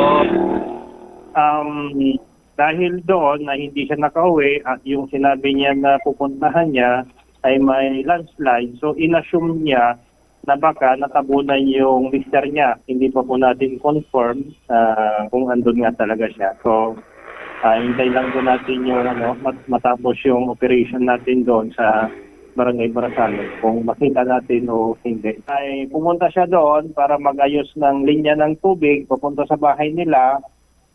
Yan din po ang sinabi ng misis niya kagabi na nagpunta rito, na nagpaalam yung kanyang asawa para mag-ayos ng linya sa doon sa barangay na yon at doon sa lugar na kung saan may landslide.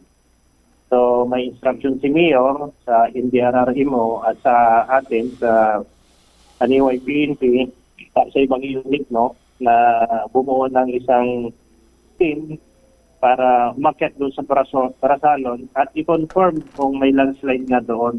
At positive naman na may landslide, so nag-start tayo mga hukay. So sir, based po sa landslide, no, as you check the area, gaano po kalala or ano po yung sitwasyon ng landslide, sir? Malaki yung kasi isang bundok siya, then natibag siya doon mismo sa tuktok. So mayroong drone footage yung NDRRMO ay yung bitag nag-start sa pinakatuktok. So kung tignan natin yung dami ng mga lupa siguro na bumagsak, sobra sa 100 tons.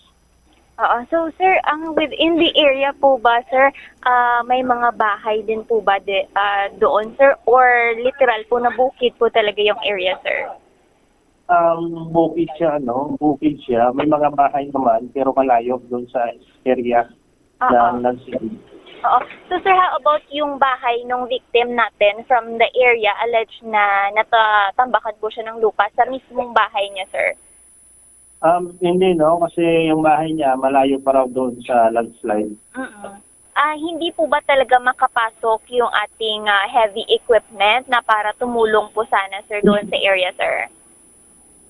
Hindi po makapasok ang mga equipment doon kung malalaki, pero may ipinadala si Mayor na backhoe, pero maliit lang siya. So posible na makapasok doon. Aton na batian Bombo Champ ang ginpahayag ni Police Captain Marlon Perez, ang hepe sa Haniway Municipal Police Station, kag ilagid nga nga pagpahangkat or ang struggle gid sang ilang retrieval operation is ang area gid mismo kay hindi mapadasig tungod man nga hindi makasulod ang mga heavy equipment. Dugang man sa impormasyon mo hatag sa aton ni Police Captain Perez nga halin sa Banwa o sa munisipyo sang Haniway ginabulubanta pa nga masobra 1 ka oras ang i-travel mo pakadto sa nasambit nga barangay o kanang Barangay Barasalon, Haniway, Bombo Champ. All right. Tani nagamit sila sang ginatawag sinibla. Ano gali namin ko ang nagasakay pa siya sa motorya sa nagkantuto siya or nagasakay siya sa motorya samtang ini siya ang natampukan. Ginapahayag nga natampukan. Ginpamangkot na naton kay Police Captain Perez Bombo Champ no ang sa motor nga information wala na sa nga kamatuoran bala nga nagkadto siya with his motor pero ang mas baskog nga impormasyon nga ila ginahawidan is nagkadto lang siya didto para isekyar ang ila nga linya sang tubig kay man sa pag-investigasyon sa aton mga otoridad wala man sang motor nga nakita sa area Bombo Champ. Tikay ko sa linggo kung may motor siya kung nagasakay siya sa motor gamitan sa metal detector mas mapadasig tani ang pangita ni sa iya kay kung maghuni dira metal detector butsalingon kati dira sa damping area muning isa sa mga dako man karon iyang pagpangangkat sa search and retrieval kay why sila kabalo kun din di damping area mo no may mga nagahambal man gani nga baw kabay pa nga nagkanto lang sa iya sa nga kumpare kag nag-inom-inom la o kung may ginkantuan lang siya nga wala siya makapanugid sa iya sining asawa pero mabalik man sa bla no sa aton sining mga kabumbo kag ti ko na mo giman ang natabo kag kun gapamati sino nga lang ganito sang victim ginapayag natampukan Si Tommy Arganya Bombo Champ. si Tami to basi kung din ka lang nakahapit-hapit, pagpuli na. Kay actually Bombo Champ no, ginpayag man sang iya nga misis base sa inyo siya impormasyon sa aton mga otoridad nga before nagpadulong ang misis sa police station, gin-check na ining area, gin-check na pagit ang tianggi nga ginakatuan man sang ini ana nga bana kung sa diin balam upod-upod ang mga abyan pero ginpamangkot niya wala nila nakita ining iya nga bana Bombo Champ so dito na siya ginkulbaan kag nangayo na sa nga bulig sa mga otoridad. Ti kabay pa nga why natabo ini sa kay Tami kag kung natabo man as soon as possible kung tani ma-retrieve na ang iyan sining lawas.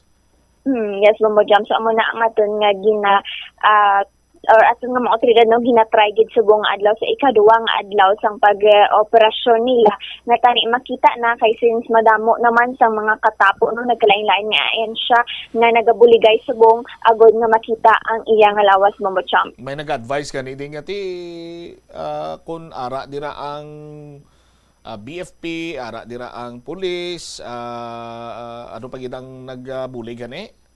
Philippine Air Force, Philippine Army, ara man ang 12 Infantry Battalion Bombo Champ. Ambal sa kilala ko sa Haniway Bombo Champ, damo da pakot mo. Basi kung makabulig-bulig man sila bla para mapadasig-dasig Bombo Creel.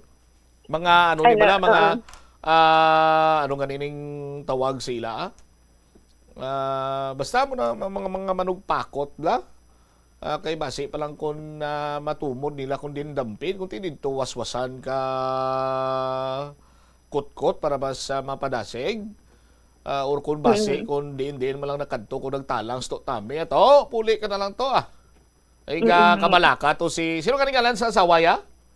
Si Jessa Bombo Champ, nagahibaluan man no? Oo, nga nagabusong pa inisa nga 8 ka bulan. Gabusong pagalio. Jessa no, iya no, Yes, Bombo Champ. Jessa. Sige. Para sa dugang nga detalye diri no kaangot diri sa pagpangita sa nga lawas o kon ni Tommy Arganya Bombo Champ no pagabantayan lang sa iban pa nga public program sang Bombo Radio Iloilo. Ini si Bombo Creel Panisales Miliaga and this is Bombo Radio Philippines, the #1 and most trusted source of news and information. Basta Radio Bombo. Salamat kid Bombo Creel Miliaga sa imong siniya nga follow-up report. Ingagawon ko lang balita ni Bombo Brian na Gonzales. Mga blue taxi nag-abot na sa syudad sang Iloilo. Tidako ni karon iyang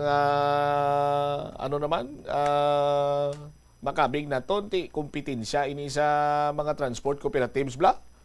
No, ilabi pang nga mga transport cooperatives ang kalabanan sini sa ila nagapangatubang man sa financial dilemma. May mga utang pa ni sila nga ginabayran, may mga daily expenses, may mga guba nga unit sining under repair, so on and so forth. Karon gulpiada lang pila ni do 200 or 175 ka mga units ang Blue Taxi ari na di sa syudad sa Iloilo kag ready na nga magbiyahe driver na lang kunong ginapangita sini mo ambal sa mga transport cooperative siya balabagan managyapon namon ang pamangkot sini no klase nga pagbalabag ni kay tinakabot ng ani mga unit di no kaghambal sang Land Transportation Franchising and Regulatory Board, legal man ang ila sini nga proseso sa pag-apply na aprubahan kag ready na sila for operation. Kabay pa nga hindi lang niya maglabot sa punto nga literal nga mamalabag ang mga kooperatiba sa dalan nila ya blablabagan. Si Bombo Brian may follow-up report. Brian, sa report, please go ahead. Nagdangad na bubutsampa sa syudad sa Iloilo ang mga blue taxis nga ginapanagiyahan sa duha ka Davao-based operators Bombochampa. May aprobado ka isa kagatos ka units halin sa LTFRB Region 6 apang ginapabutag sa mga transport cooperatives nga dako ang epekto sini sa ila operasyon kagapalay sila nga magapamalabag batok sa desisyon siyang nasambit ng ahensya. Sa interview sa Bombo Radio kay Chairman Rizal Alido sa Iloilo City Alliance of Operators and Drivers Transport Cooperative, wala sang iban nga mahimo ang mga local operators kundi magprayon sang biyahe sa kabulayan tungod ang kinahanglan nila bayaran ng ilang mga empleyado, ilang mga units kag mga loan sa bangko. Ginapahayag man nga wala sang planong ilang mga driver nga maghalin sa ila kag magsaylo sa nasambit nga mga blue taxi. Pasalig sa lokal nga pamunuan nga 20 ka units lang ang ginaprubahan para mag-operate apang ginadudahan nila sa mga transport cooperatives mo sa kadamuhan sang aktual nga unit nga nag-abot iya sa syudad. Tawag nila inirak ko nga pagsabotahe sa negosyo ila pangabuhian nga may mabaskog ako na dako gid nga epekto sa ila kita kag sa traffic man sa syudad. Kung nagasupot o kung nagadamo ang mga pasahero sa terminal siya ginpahayag nga hindi tungod sa kakulang sang units kundi tungod sa traffic nga hindi giliyon makabalik ang mga nagabiyahe nga modernized jeepney. Serebla pamatian naton ang pahayag ni Chairman Rizal Alido. Nakamiting na sila ni Mayor kag ni Attorney Baluna. Dugin tugtal lang nila daw limited number of units na daw 20 ka units nga. Doon to. Kay umuman na nilagin kasisanan na-approve na. Approve lang limitado ang number. 20 ka units, Chairman. Correct ko. Kaya mo nang takot na ako nga issues kay nahimo naman talan sa mga transport group, no? Ang mga opposition na munda kay na-aprobahan na partisa sang Central Lopez. Ang regional director daman mahimo kung implementar naman lang. Pero siguro amo to nahambal nila, butangan lang number of units kan limited lang. Pero kung makabot ng Sena, sigurado mapirit na. Siguro isa na kadako nga pagtampalas man sang operation diri sang modernized kag sang mga taxi mga sulad sang Iloilo. Subong nga sakripisyo ng daan, madugangan pa kita. Kadamo naman ta mga PNBs nga unit da nga ari pa na dista. Amo na nga nga ginapamangkot pa sang dako nga aton gid may verify siyang mandiid pagida Guru Central Lopez na na-verify naton. Yes, of course, dako gid lang, no? Way labot nga dako epekto sa aton mga apektado nga aton diri mga public utility vehicle sa taxi kag sa modernized dako man nga all sa aton trapiko kamadugang ni sa syudad nga number of units nga masalakyan. Depende naman na, no? Kay this is a free for all. Kung nag-voluntad man lang sila kung ano. Pero so far, as of today, wala man kay may ginalungan man nila ang ilang employment. Ini mga regular employment na kabudlay na magsugot-sugot nila sa piyak. Kay taxi na iya mo. Rent for hire na kung ano man kondisyon nila. Arkila man ang system na. Unlike sa mga kooperatiba nga empleyado gid sila da, no? May mga corresponding sila nga mga benepisyo nga kuwaon. Okay. Chairman, sige pa ang inyo reklamo kung na pagpamalabag? So that will be continuous, no? That will be sige-sige kita until such time nga ma-resolve na ito ni. Pero tilawan ta kay karon may meeting man ta sa DPRB sa fair hike, no? May meeting kita karon. Alaw na media fair hike naman I hope nga rin magamuda sa karon sa hapon sa DPRB. As usual, why ka naman da, no? Paano maadaptihon nila? Bisan pa may mga pagpumalabag kay ayayin na sang approval sang DOTR, may prangkisa na legal sila go-operate. Hasta lang tad kumud-kumud siguro. Hasta lang gid kumud-kumud kiti na aprobahan na KLT Parbe mo. Kag kung maghambal ya Bombo Brian nga limited or limitahan tido budlay guro na kay padalaan ka di ka sin ari na di ang sin ka unit 20 lang pabiyahon mo do malabo guro matabo na Bombo Brian. In check to get Bombo Champ no kag nanari-sari man ining reaksyon sang aton nga mga kasimanwa mga kabombo dire sa nahanungod sa nasambit nga blue taxi mayara ni kasiling nga maayo ganina nga madamo kompetensya sa market mula Bombo Champ para may pilian ng tao may nagasiling man nga maayo mga ganina kaya ang iban nga mga taxi nga puti dire wala na maintain kumbaga hindi na code ng aircon kag ang iban do ginapabayaan na may na makatilaw naman o na maka-experience naman na sa bago pero may nagasiling man nga grabe kuno mag-process ang papeles ang mga white taxi pero nga sa blue taxi nga daw dasig lang iya nakasulod diri sa syudad sang Iloilo. So hindi naton makontrol man ang nanari-sari nga reaksyon sa aton nga mga kumuluyo diri sa syudad sang Iloilo. Pero nevertheless kag labaw sina Bombo Champ ari na ini no ang mga blue taxi nakita gid naton aktual madamo sobra na 50 ka units dito sa ilang temporary siguro lang tong garahe Bombo Champ sa may distrito sang Haro kag ready na gid siguro to operate ining nasambit nga mga blue taxi diri sa syudad sa Iloilo. All right. Ini si Bombo Brian Gonzalez and this is Bombo Radio Philippines, the number one and the most trusted source of news and information. Basta Radio Bombo. Salamat kid na Bombo Brian Gonzalez. Mayo kanini nga damo pilian ang masakay no? Ang sumalakay ang mga commuter sa aton sini nga mga kabumbo. Amo ginaya natural na iya sa negosyo nga may kompetensya. Pero kung gusto mo ya nga unbeatable ang imo sini iyang negosyo kung naga-engage ikaw abi sa transportation business, pamayuhon mo, namion mo ang imo sini nga serbisyo, no? Pagwapuhon mo imo sini nga unit, no? Ang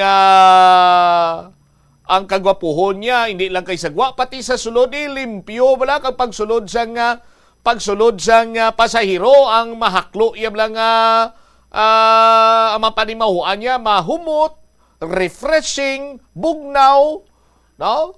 Hindi ko na pagambal kung ano, no? Sa aton sini nga mga koturan, tawo mabayad sang mahal, matukos na iya, mintras tanto may kwarta siya, basta nga mangin conveniente ini siya.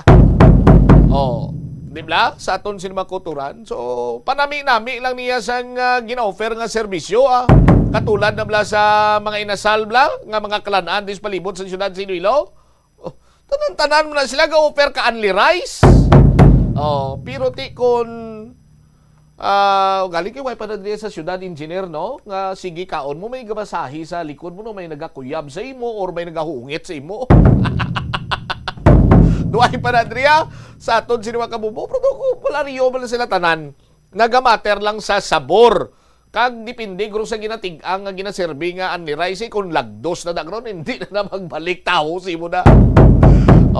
Yuman tani pero lapaw na kong legislated. Anyway, standby na kamo sa kapon lamang program. Kaupo naman sa kay Tita Regine. Ismobot siya Blanco Vergabilin sa imo sa mananay nga hapon. May God bless us all. Para sa the number one and most trusted source of news and information, Basta Radio Bombo! Panugyan na rin sa eksperto kon kwarta ang paghambalan. Apesar limitado ang imo abilidad nga mag-invest, ang gamay nga contribution sa investment accounts ang makabulig sa imo nga maggamit ang earned money nga maka-generate sang dugang nga income. Ikonsiderar ang pagbukas ng retirement account o kon iban nga investment account. Ini nga pahanumdom ang ginadulong sa imo sang the number 1 and most trusted radio network in the country, Bombo Radio Philippines. Basta Radio Bombo! Yari ang mga simpleng nga paagi agod makakinot sang tubig. Tinguba ang mga lalabahan kag tinguba man ang pagpanglaba. Ang pagpanglaba sang isa ka bes sa isa ka semana ang nagakinot sang naglabot sa 50 litro sang tubig. Kung nagagamit sang washing machine, iset ini sa mas manubo nga wash cycle. Makakinot ka na sa tubig, makakinot ka pa sa enerhiya. Nga ginadubilian ang iligal nga droga. Makamamatay. Ang nagagamit sang shabu posible mapatay tungod sa cardiac arrest o kung hindi gani tungod sa drug overdose. Makaguba sang lawas. Makadulot ini sang pagkaguba sang kidney o kung pag-angkon sang hepatitis. Posible man nga malatnan sang acquired immune deficiency syndrome o kung AIDS. Maglikaw sa iligal nga droga para sa matawhay kag malinong nga komunidad kag pamilya. Yari ang mga simple nga paagi agod makakinot sang tubig. Kaayuha ang mga taga sa tubo o kon hose. Hindi tanan nga taga sa mahapos kagilayon nga makita tungod ang mga tubo o kon hose ang nakalubong sa duta o kon semento nga bahin sang balay. Kung magsigi ang mga tagas nga ini, mahimo nga magalabot sa 10,000 ka litro sang tubig ang mausik sa isa ka tuig. Maggamit sang leak detection tool o kung magkonsulta sa mga eksperto kung may pagpangduwa-duwa nga may tagas sa mga tubo sang tubig agod ini gilayon nga makaayo. Wala sang adlaw nga ginapili ang mga aksidente. Gani ari ang mga tips nga dapat tandaan sa tion nga nagamaneho. Una, regular nga i-check ang kondisyon sa salakyan, lakip diri ang tire pressure, bastante nga oil kag brake fluid, kag ang side mirror ang dapat nga yara sa insakto nga anggulo. Siguraduhon nga hugot pa ang mga breakers kag matinlo ang air filter. Ikaduha, mag-seatbelt apisar malapit lang ang kaduan. Ikatatlo, mag-signal sa tion nga nagaliko. I-on ang signal light kung ikaw ang yara sa ginabanta 300 katapaka halin sa imo likuan. Ini nga pahanumdom ang ginadulong sa imo sang the number 1 and most trusted radio network in the country, Bombo Radio Philippines. Basta Radio Bombo! Yari ang mga simpleng nga paagi agod makakinot sang tubig. Hindi mag-shower o kung maligo sang malawig. Sa sulod sang panimalay, kalabanan sang tubig ang ginausar sa pagpaligo. Nagalabot sa 24% sang tubig sa panimalay ang natigana sa pagpaligo sa mga miyembro sini. Ang pagpanubo sang tiyempo sa pagpaligo sang 2 ka minutos ang makabuhin sang 30% sang ginakonsumo nga tubig. Maggamit sang shower timer o kung mag-set sang alarm sa imo cellphone kag ilimit lamang sa 4 ka minuto ang pagpaligo. Kung nagagamit sang shower kag nagahulat pa sa pag-init sang tubig, saluda sang balde ang nagailig nga mabugnaw nga tubig kay sarang paining nga magamit. Paano ipabilin nga matinlo ang ginakaon nga mga prutas kag utan? Dapat nga regular ang paghugas sang kamot nga may habon sa sulod sang 20 segundos bag-o kag pagkatapos mag-uyat sang anuman nga butang. Hugasan sa maayo mga prutas kag utan gamit ang tubig bago ini kaunon o kun isimpon sa ginaluto nga pagkaon. Likawan nga maggamit sang habon o kun bleach o kun anuman nga kemikal sa paghugas sa mga ini. Lutuon sa maayo ang mga utan agod mapatay ang mga mikrobyo nga nagatapik diri. Kung ikaw may ubo o kun sipon, mas maayo nga itugyan na lang sa iban nga miyembro sang pamilya ang paghanda sang pagkaon agod malikawan ang cross-contamination. Ini nga pahanumdom ang ginadulong sa imo sang the number 1 and most trusted radio network in the country, Bombo Radio Philippines. Basta Radio Bombo! Kadungan sang pagtigulang, nagataas man ang risgo sang vitamin deficiencies nga nagatugas sang physical kag emotional changes. Santo sa isa ka scientific study, ang B vitamins ang importante agod nga mag-function ang body cells nga nagabulig sa metabolism, paghimo sang bago nga blood cells, kag nagabulig sa pag-maintain sang healthy skin cells, brain cells, kag body tissues. Magluwas sa supplements, lakip sa mga pagkaon nga bastante sa vitamins sa moang karne, whole grains, prutas, gatas, cheese kag mga ulutanon. Nagabulig sa paglikaw sa nanuhay tuay nga balatian ang simple nga pagkaon sang citrus fruits kaangay sang pomelo nga puno sang powerful immune boosting antioxidant. Ang pomelo ang puno man sang lycopene, isa ka anti-inflammatory, anti-aging antioxidant nga nagapanami isang supat. Ang duga naman sang panit kag dahon sang pomelo ang natukiban nga makapatay sang cancer cells kag nagapalikaw sa paglapta sini sandig sa test tube studies.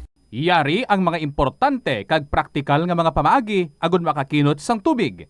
Sa kusina, magamit sang yahong ukon labador sa paghugas sang mga ulutanon ukon prutas. Magdesignar sang baso ukon water bottle agud gamiton sa bilog nga adlaw agud indi magsigi panghugas sini kada matapos ang pag-inom. Kung aksidente nga may nahulog nga ice ukon yelo, indi ini pag-ihaboy. Sa baylo, ibutang ini sa mga masitera sang tanom. Kung may bilin man nga yelo o kung tubig sa baso nga ginimnan, tipunon anay ini sa balde agud ibunyag sa mga tanom antes hugasan. Paano ba lang makalikaw sa aksidente sa dalan? Yari mga tips nga dapat tandaan sa tion nga nagamaneho.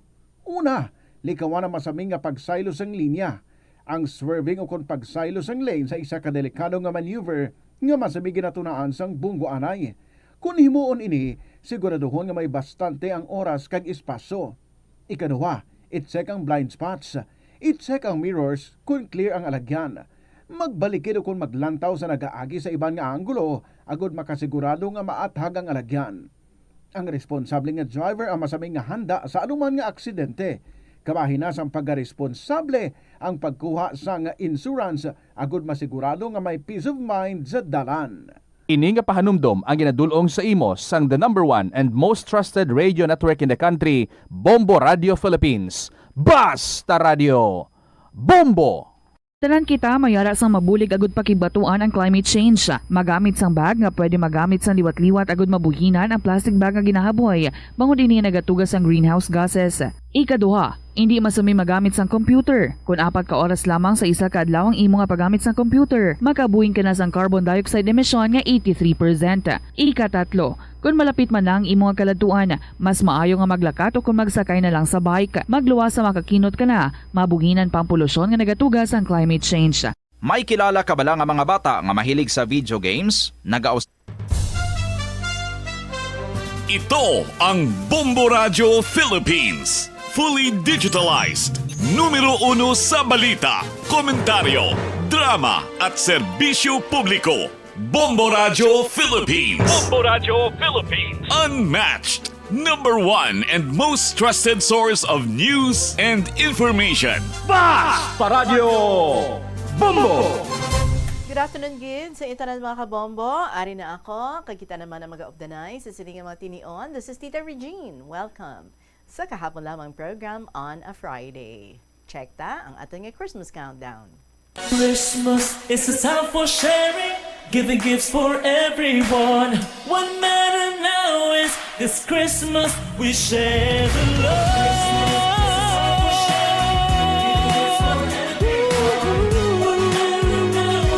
This Christmas we share the love. Mga kabombo, 48 days na lang kag Pasko na. Excited na kamo da? Bahaw, kabay gid, no? Nga mangin storm-free ang ato nga celebration sa Pasko. So we pray for that. Kabay gid. 12 minutes after 2 o'clock. Hello again sa inyo. Ini si Tita Regine. Kaya nagapanumbalik kita to bring you more beautiful and interesting stories para nga may kalingawan naman kita sa saning hapon. I know, ara na kamo dira. Hindi na ako maghamba, check attendance. Al sa tiil na lang. Anyway, una sa tanan, ginapanawagan ko kag gina-inform si Dr. Jerry Daclod Biuna, ang aton nga winner nga pag-interviewon tomorrow. Sir, makakadto ka diri sa estasyon sang Bombo. If you can, pwede gid, no? Nga magkadto ka diri before 2 p.m. May interview ako sa imo. Kag palig na lang, sir, paki-Xerox mo 2 copies ang imo nga ID. Or kung hindi ikaw available tomorrow, kung gusto mo nga mag-video call na lang, palig na lang call sa station. Salamat, gid. 13 minutes after 2 o'clock. So here's our song para sa inyo. This is from J.R.O. Claret. Ngano, welcome sa KLP.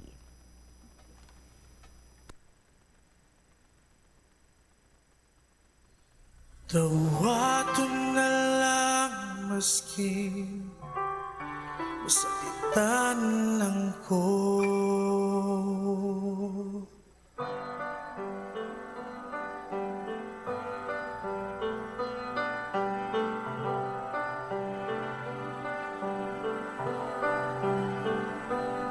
Dawat-dawat na lang, ang tuso na lang, tungod kay di na kita. Daw sa bula ang tanan, unsa bagyod ang hinungdan.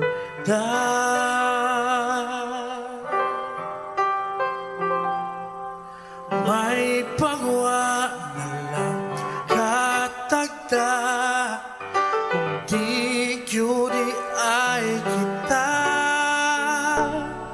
Ang ikaw ako, usaha kanindot nga damgo.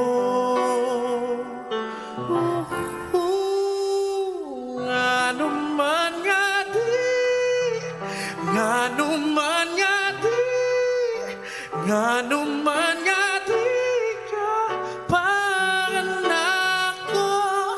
Ngano man nga di, ngano man nga di, ngano man nga di ka panako. Dawaton na lang maskin, sakitan lang ko.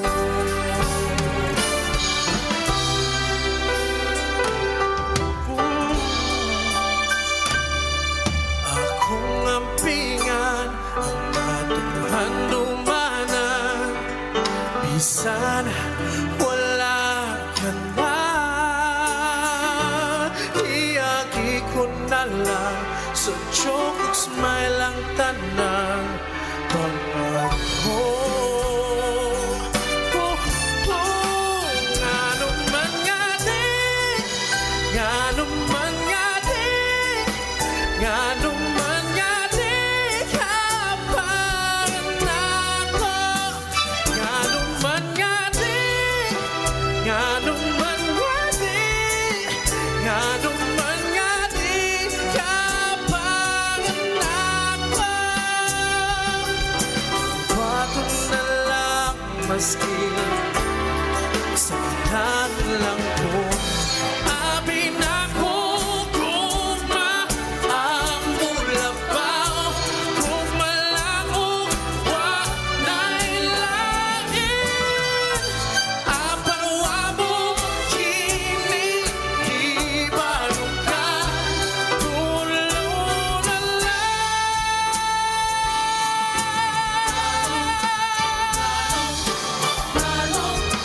ngano man nga di, ngano man nga di, ngano man nga di ka panako. Ngano man nga di, ngano man nga di, ngano man nga di ka panako. Bato na lang sakitan lang ko.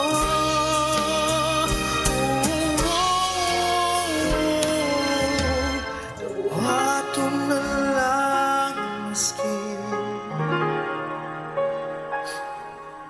sakitan lang ko.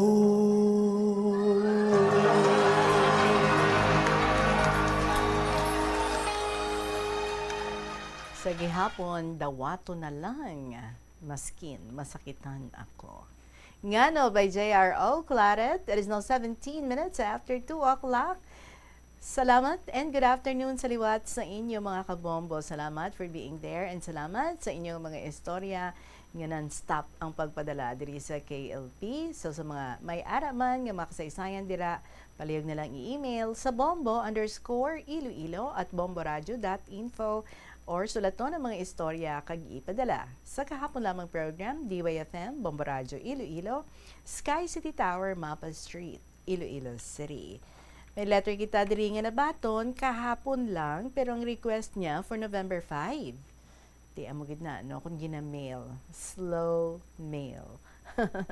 Anyway, aridri ang sulat ni Nanay Flores ng Santa Barbara. Una natin yung sulat, nagasiling, palangga kong Inday Regine.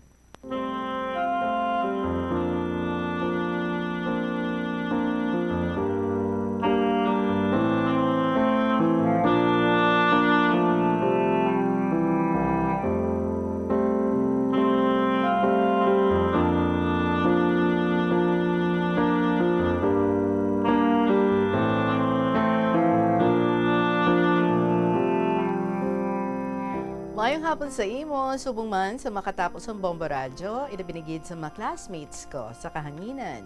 Sunday Lola Amparing, Lolo Dencio, kay Ningni, kay Tatay Ed, kag sa nagapalamati sa radyo. Mayong hapon sa inyo tanan-tanan. Yari naman ako Inday sa balay ni Neni Leti, subong upod kami ni Neni Edil. Aga pa, naghagaday kami ni Neni Edil, nga mamasyar naman kami sa balay ni Neni Leti. Ari, kami nga tatlo, nag-istoryahanay, parte sa amon kahimtangan. Siling ko sa ila, tubtub sa no ayhan ini ang ato nga pag-updanay nga tatlo, tubtub ayhan nga buhi kita, ini nga palamang kutanon, mabudlay sabton, kay Diyos lang ang makasabat sini.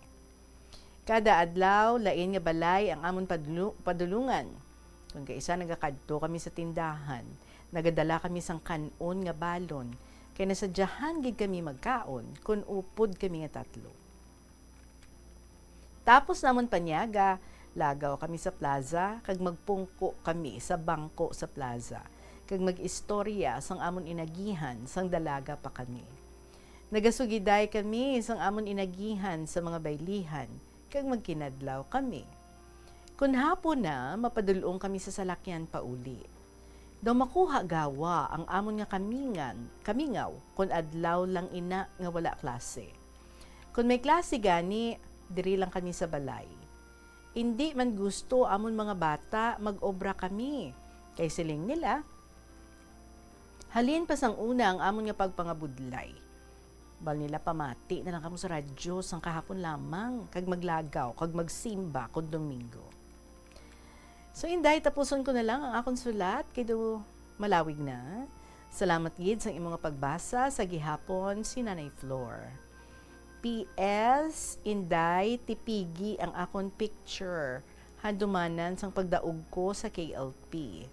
Inday, gina-invite ko ikaw sa birthday ko sa November 23, 2025. Abaw, paabuton ko gid ikaw. Dalakas ang upod mo. Si engineer ko dalong ko ay panaog ka sa bangga. Meron lang magsakay ka sa orange tricycle. Panaog ka sa okay, sige. Anyway, sa liwat, ang nagpadala ka nag-invite sa aton si Nanay Flores ng Santa Barbara.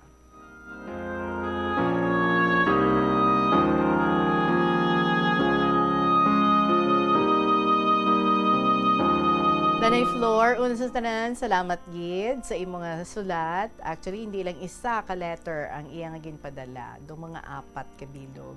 But sad to say, tiwala gid ini makahingagaw.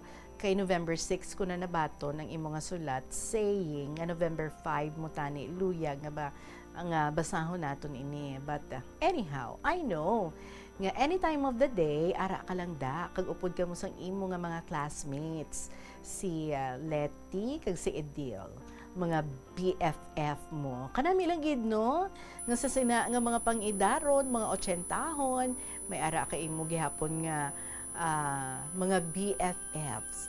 And then you have this time para nga mag-inupdanay, magkaon, maglagaw sa plaza.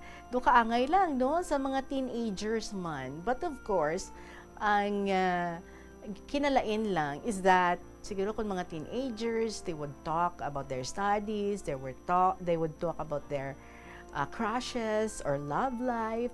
Pero ang sa inyo naman niya, you talk about ang mga kahapon lamang ninyo. Those were the days. Ang sang mga naga-inupdanay ka mo, nagapamayli ka mo. And then kanami, inupdanay gyapon ka mo, gasimba ka mo, galagaw sa plaza. And then good na ka mo. After that, mapuli na. And a day has passed. and another day again, no? To be with each other, to meet again, and to have fun and enjoy life together sa imong mga best friends. Kanami gid sina iya one of the best gifts ever nga ginhatag sa inyo, the gift of friendship. So treasure one another, love one another. Siguro iya mo na ginatawag nga best friends forever. Nagidya kay nakalabot ka mo sa sina ang mga pangidaron, pero together ka mo sa gihapon. So kabalo kita what could no separate you. But anyway, let's be thankful sa mga inadlaw nga ara kita no sa mga tawo nga luyagid naton, people close to our heart, and people nga naga-appreciate sa aton, and people nga nagapalangga sa aton. So congratulations for having such two wonderful friends. Kag sang inyo nga friendship kabay nga mag-flourish pagid ina. Nakadto kita sa imo nga invitation. Advance happy birthday una gid, but sad to say, may commitment ako na Floor on November 23. But not unless ang birthday celebration until past 5 or 6. Basi kaapas ta. Anyway, let's cross our fingers. But batuna ang aton nga mainit nga pagtamyaw sa imo advanced happy birthday on November 23. Alas 2:25 ang aton nga oras sa sunod nga letter nga aton nga pagabasahon bal si Miss pang Friday ang beauty. Crying Mother of the Sugarlandia of Iloilo. Sa pagbalik isang kahapon lamang program, alas 2:25 ang aton nga oras. Sa eskwelahan, ang pag-practice ang good manners and right conduct ang makabulig sa paghimo sang positive, respectful environment para sa pagtuon. Nagapakita ini sang pagtahod hindi lang sa mga manunudlo kundi mangin sa imo mga classmate kag sa school community. Mag-abot sa eskwelahan on time. Ang pag-abot sang late sa klase kag sa aktibidad ang nagapakita sang kakulang sang respeto sa oras sang iban. Magpamati sa imo maestra o kun maestro samtang nagadiscuss sang lesson kag sundon sang maayo kun may yara sang instructions. Tawgon nga ma'am o kun sir ang imo teacher o kun staff. Kun may pamangkot, ibayaw ang kamot, agud mahatagan ikaw sang kahigayunan nga makasabat. Maggamit sang please. Ay, din na kita sa sulat ni The Crying Mother of the Sugarlandia of Iloilo. Dear Tita Regine.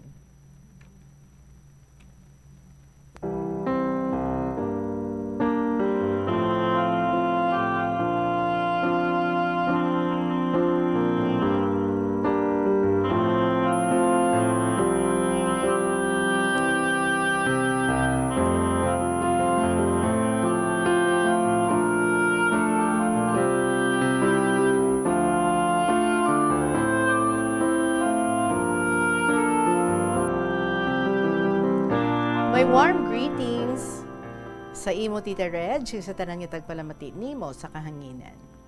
Tita, ginasulit, sulit ko gitana mo. Ginaitek gita kon mamati katingog mo. Sus, buol gitana, yaragamak ng kinaray mo, Tita. Ano, nagasagad ako sa kinaray bangon sang imong istorya kag sang iban pa. Mahagpok nga kinaray Di kundi nagakadara mantakan kaasod-asod nga sulat sa KLP. So jaduman tita si The Crying Mother of the Sugarlandia of Iloilo. Baw ilamdulang tana Paunahan ko duman ka hashtag nga hashtag unang lipad sa eroplano. Uy, exciting ni. Tita, samtang nagabuhay ya pamati ko sa KLP, nagaduro mantana ya ako na pang recall nga inagihan. Sugudan ko karang nagabantay kami katatlo namon kabilog nga karbaw. Duha kami kadaa kalibayon ko. Man gabantay kami karbaw kun YT klase. Edad ko 8 or 9 years old. Di makadumdum doon ako ka mga nagreligad sadto. Tita, ya amon lugar, malaka pa lang ya pamalay. Duro pa lupa nga bakante, dang ginatawag nga virgin land. Kay way pati nagauma, Man tama kaligwa. Ti, duro pa ya haraban kakarbaw kag baka. Duro pa ya darag ko nga kahoy. Duro pa mga kagang, orang, atabay, hipon, sasapa. May masalapuan ka pa nga ilahas kag tabag or wild chicken. Kung gabantay kami kakarbaw. Darapanug ba kabalinghoy sa puno kakahoy. Man, tama kalapad, jabalinghoy kagamote ni tatay sa bukid. Hay amo daaya amon ginapamahaw, ihapon, hay whitey dapli. Kung mapisanan kami, gapangagang sa sapa, kag sanlagon da atita, dapli do namon daa sa igma. Tita isa ka des, tapos namon panugba kabalinghoy, ginpabahaw-bahaw namon anay, gintungtong sa bato kag magsaka sa hanggod nga kahoy nga inyam. Mantita ang inyam nga daa may bunga kag luto don. Ilam indahay kung kilala mo manda nga kahoy. Anong inyaman? Actually hindi. Anyway, mas may nakabaluda. Pwede nga makachat. So paborito namon daa sa kaan kay hanggod ya mga sanga kag magapa. Samtang ya amon karbaw, sigitana ya harab, mga mabuot mantanda nga sapat. Titara doon kami sa babaw ka inyam, kalibayon ko. Gulpita na nagulhot, ya apat ka ati, may mga ido nga dara. Mantita, permida ang mga ati nagalaktod dyan sa amon balay dapit. Kisa aga pangayo bugas sa balay, kaginabaylo nanda kakahoy-kahoy nga bulong kuno. Abaw tita, puwerte ya kahadlok namon. Man kada maglabay da asanda, gapanago kami sa sulod katabungos ni tatay nga gubaon. Sang ara don sanda, marapit sa puno ka inyam.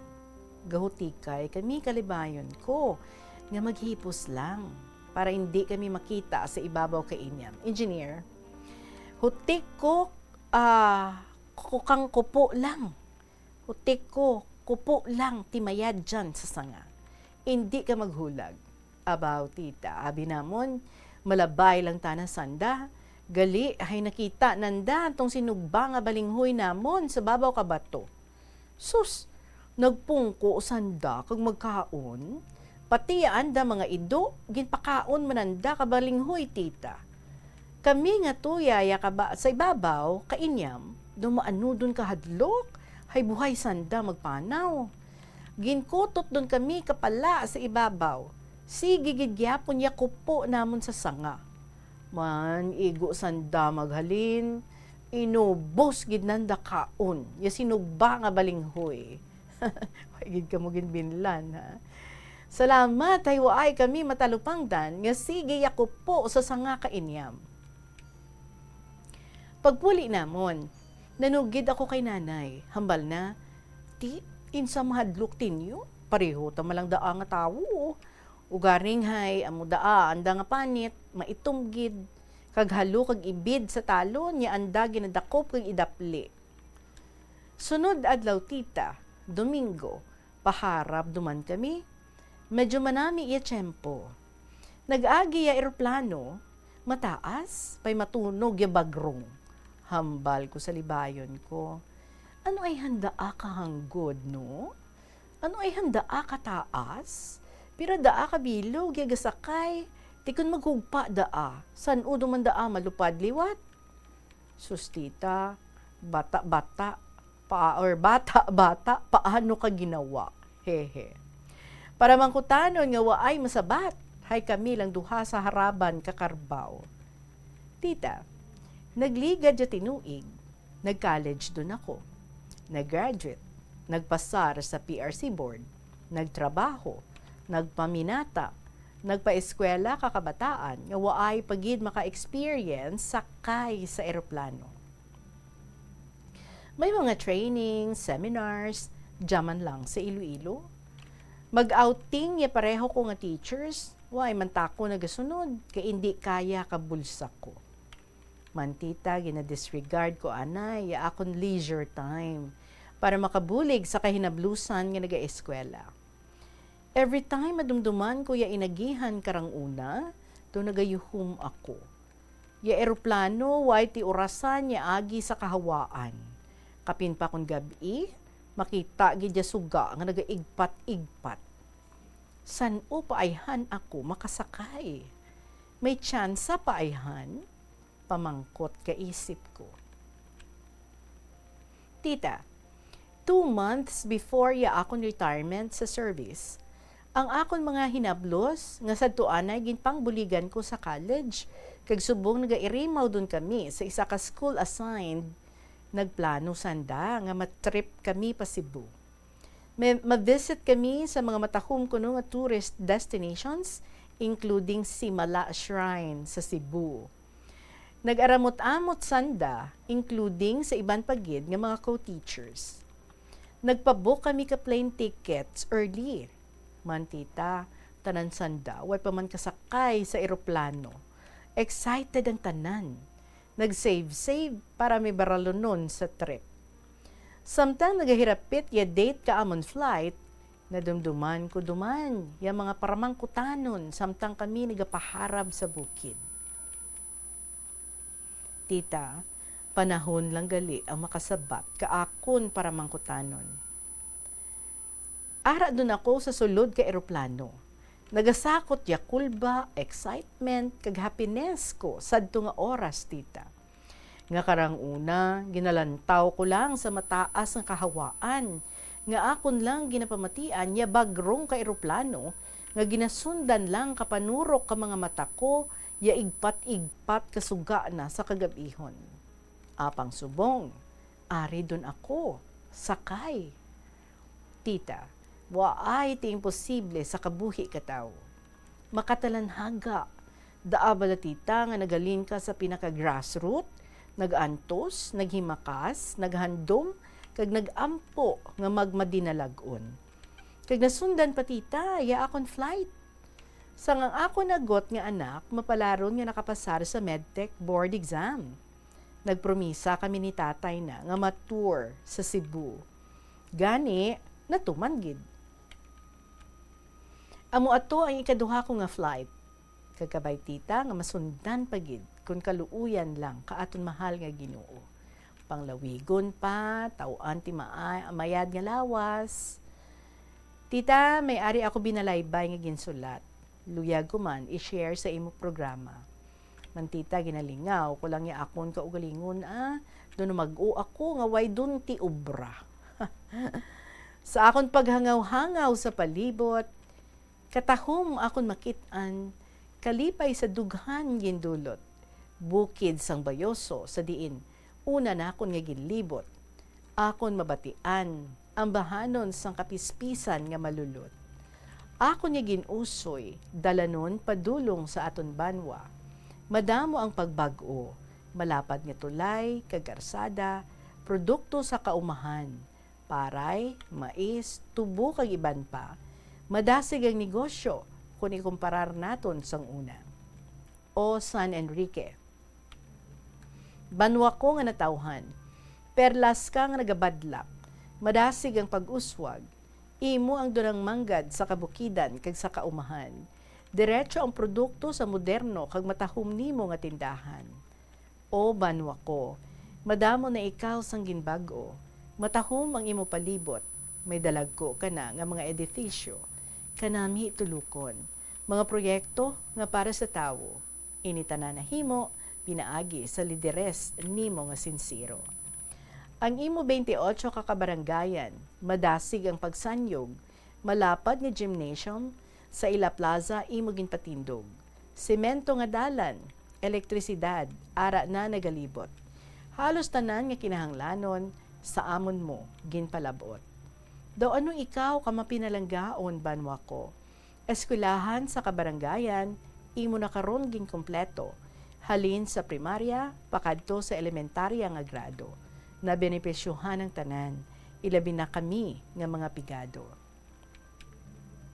O banwa ko, kabay nga padayon mo kami nga bugayan, pinaagi sa imo, lokal nga lideres, may kabalaka sa imo katawhan, sa bugos nga probinsya, popular na ang imo ngalan, banwang San Enrique, may kapasidad kag ikasarang. Kung sa turismo ang paghahambalan, bantog na ang imong ngalan. Kalamay festival nga ginapanungunahan, sang imo tagdumalahan, ginadugukan ikaw sa madamo nga katawhan. Kag sa social media, viral ka na sa umpisa pa lang. Gani bisan diin man ako makalabot, uban wa kong pinalangga, ang imong dunang manggad, kabukiran, kapispisan, kag malapad nga kaumahan, hindi ko pagibaylo ang imo katahom sa iban nga lugar. Kay ikaw banwang San Enrique, naghatag sa akon sang dako nga bugal. Gindihon kag ginsulat ni the crying mother of the Sugarlandia of Iloilo. And PS tita, sa gihapon request ko, basahon mo sa adlaw nga Biyernes para sigurado mabatian ko gid. Salamat.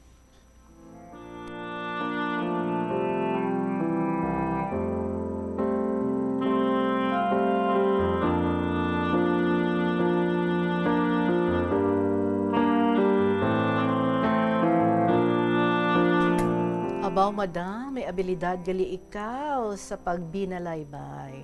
And I'm sure ang family mo, kag ang bugos nga mga kasimanwa mo, dira sa San Enrique. They're so very proud of you.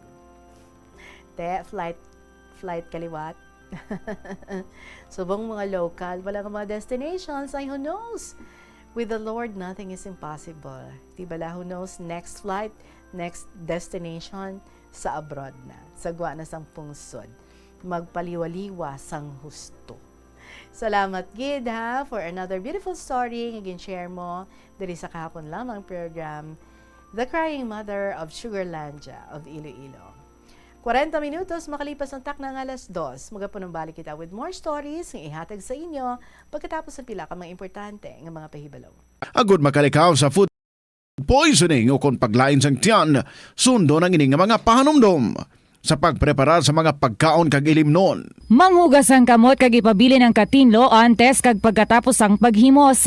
Kung nagamasakit, likawan ang pagpreparar sang pagkaon para sa iban. Siguraduhon nga naluto sang husto ang pagkaon. Kung mahimo, kauno ng pagkaon samtang mainit pa. Siguraduhon ang katinlo sang pagkaon agod ang selebrasyon mangin mas malipayon. Mas nanamian bala ikaw magtuon sa balay ipaanggid sa eskwelahan nga madamo ang tawo? Isa ka panugyan para epektibo ang pagtuon sa balay, amo ang pagpangita sa designated area agud nga matiniran kung ikaw nagasulat, nagabasa o kung nag-review. Pwede man nga lamesa sa kusina o kung sa desk sa gwa sang inyo nga balay, pero hindi gid maghigda sa imo nga katre samtang nagatuon. Inibagod nagakatemtar gid ikaw nga magpiyong-piyong, tubtub nga dalayon na ikaw nga matulugan. Siguraduha man nga malimpyo kag organisado ang lugar nga imo ginatun-an. Ini nga pahanumdom ang ginadulong sa imo sang the #1 and most trusted radio network in the country, Bombo Radio Philippines. Basta Radio!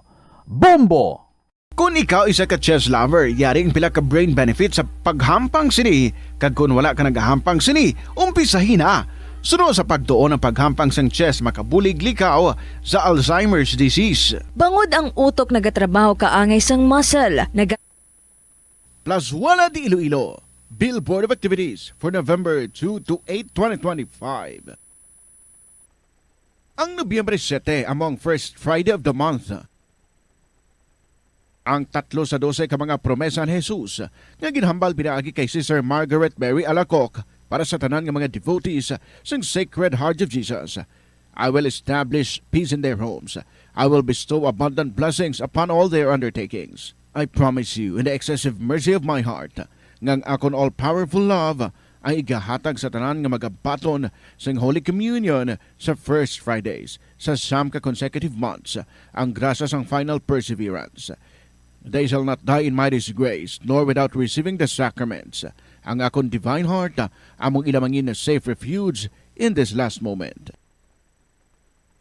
In line with this, ginaagdang tanan nga mag-attend sang First Friday Mass to honor the Sacred Heart of Jesus sa El Puente or the Bridge sa Nobyembre 7, 2025. Mag-aumpisa alas 5:30 sa hapon. Be ready to enjoy sang ila great selection of oldie goldie songs. Bangod ang retro band ang natalala nga magatag sa inyo sang isa ka great musical entertainment sa concert at the plaza. Mangin inyo Umpisa alas 6 sa gabi sa Nobyembre 8, Sabado. Sa tiyon sa musical show, napuno ka mga matahom nga plaswala di Iloilo Special Edition Max, kag madamo pa nga iban ang igaparafol sa mga suki sa plaswala di Iloilo. Sa November 9, Domingo, ginaagdang tanan nga mangin kabahin sa Eucharistic Celebration nga paghiwaton sa El Puente or the Bridge sa mga adlaw alas 11 sang aga. Sa tion sang Holy Mass, ipangamuyo naton sa Ginoo nga padayon nga i-remind ang mga lidere sa aton pungsod nga ang ila power is meant to uplift the lives of the common people, not to destroy it. Plus wala di Iloilo, we remain to be one with you in the common hope for a better community and a progressive country in 2025. Yari ang isa ka praktikal nga paagi agud makakinot ikaw sang tubig bisan sa panahon sang tig-ululan. Tipuno ng ulan, gamita ang balde, drum o kon rain barrel agud makatipon sang tubig nga nagailig gikan sa atop sa tion sang tig-ululan para maggamit mo sa pagpanghugas o kon pag-flush ang kasilyas. Pagi sini hindi mo na kinahanglan magpanag-ob kag hindi mo na kinahanglan magpatubod sang gripo, gani makakinot ka sa balayran sa inyong nga water bill. Ini nga pahanumdom ginadulong sa inyo sang Flow Water Resources Incorporated, watering the seeds of progress. The Farmers Bazaar, your traditional public market with the touch of Plazuela Dos, ang isa ka lugar nga gintukod sa tion kag sa kasagsagan sa COVID-19 pandemic nga may tinutuyo nga maghatag sa imo sang safe marketing experience. Subong nga ang COVID-19 hindi na gid man dako nga pamahog kag nagapakadto na kita sa next normal. Rest assured nga ang Farmers Bazaar will further evolve agud nga magpadayon sa paghatag sa inyo sing satisfying marketing experience. The Farmers Bazaar. Sa lower level, tara na pahamtang ang fish, poultry, kag meat section para naman sa inyo mga kinahanglanon nga prutas, utang kag iban pa, magbisita sa upper level, pinaagi sa paggamit sa hagdanan o kon sa pagkadto direkta sa parking lot. The Farmers Bazaar, your traditional public market with the touch of Plazuela Dos. Ginagamit. Halimbawa, ang balayran mo na ubala para nga makalantaw ikaw sang movies, pero sa tuod lang, wala naman ikaw tiyempo nga maglantaw sini. Hapos lang lipatan ang bulanan nga mga subscription sa streaming services kag mobile apps, kag wala ka lang nakadipara, ma-charge na ini sa imo nga bank account bisan nga wala mo man regular nga ginagamit. I-review gid ang imo nga ginagastuhan sa mga charges kaangay sini, kag ikonsiderar man ang pagkanselar sa mga hindi kinahanglanon nga mga subscriptions, agod nga mas magamit mo ang imo kwarta sa mas kinahanglanon nga mga butang. Ini nga pahanumdom ang ginadulong sa imo sang the number 1 and most trusted radio network in the country, Bombo Radio Philippines. Basta Radio Bombo! Yari ang mga simple nga paagi agon makakinot sang tubig. Magpamunyag lang sang tanom kon ginakinahanglan kag nagakadapat. Magtala na sang adlaw kag oras sang pagpamunyag sa mga tanom kag sundon ini. Bunyagan sa makaisa lang ang mga tanom sa sinang adlaw. Antes maglas 9 sa aga ang mas nagakabagay nga oras sa pagpamunyag, agod nga mas makapanalupsop ini sa mga gamot kag mangin available sa bilog nga adlaw. Nagasala ka bala sa imo nga tulunan kag daw hindi ka makahibalo kung ano ang imo nga unahon?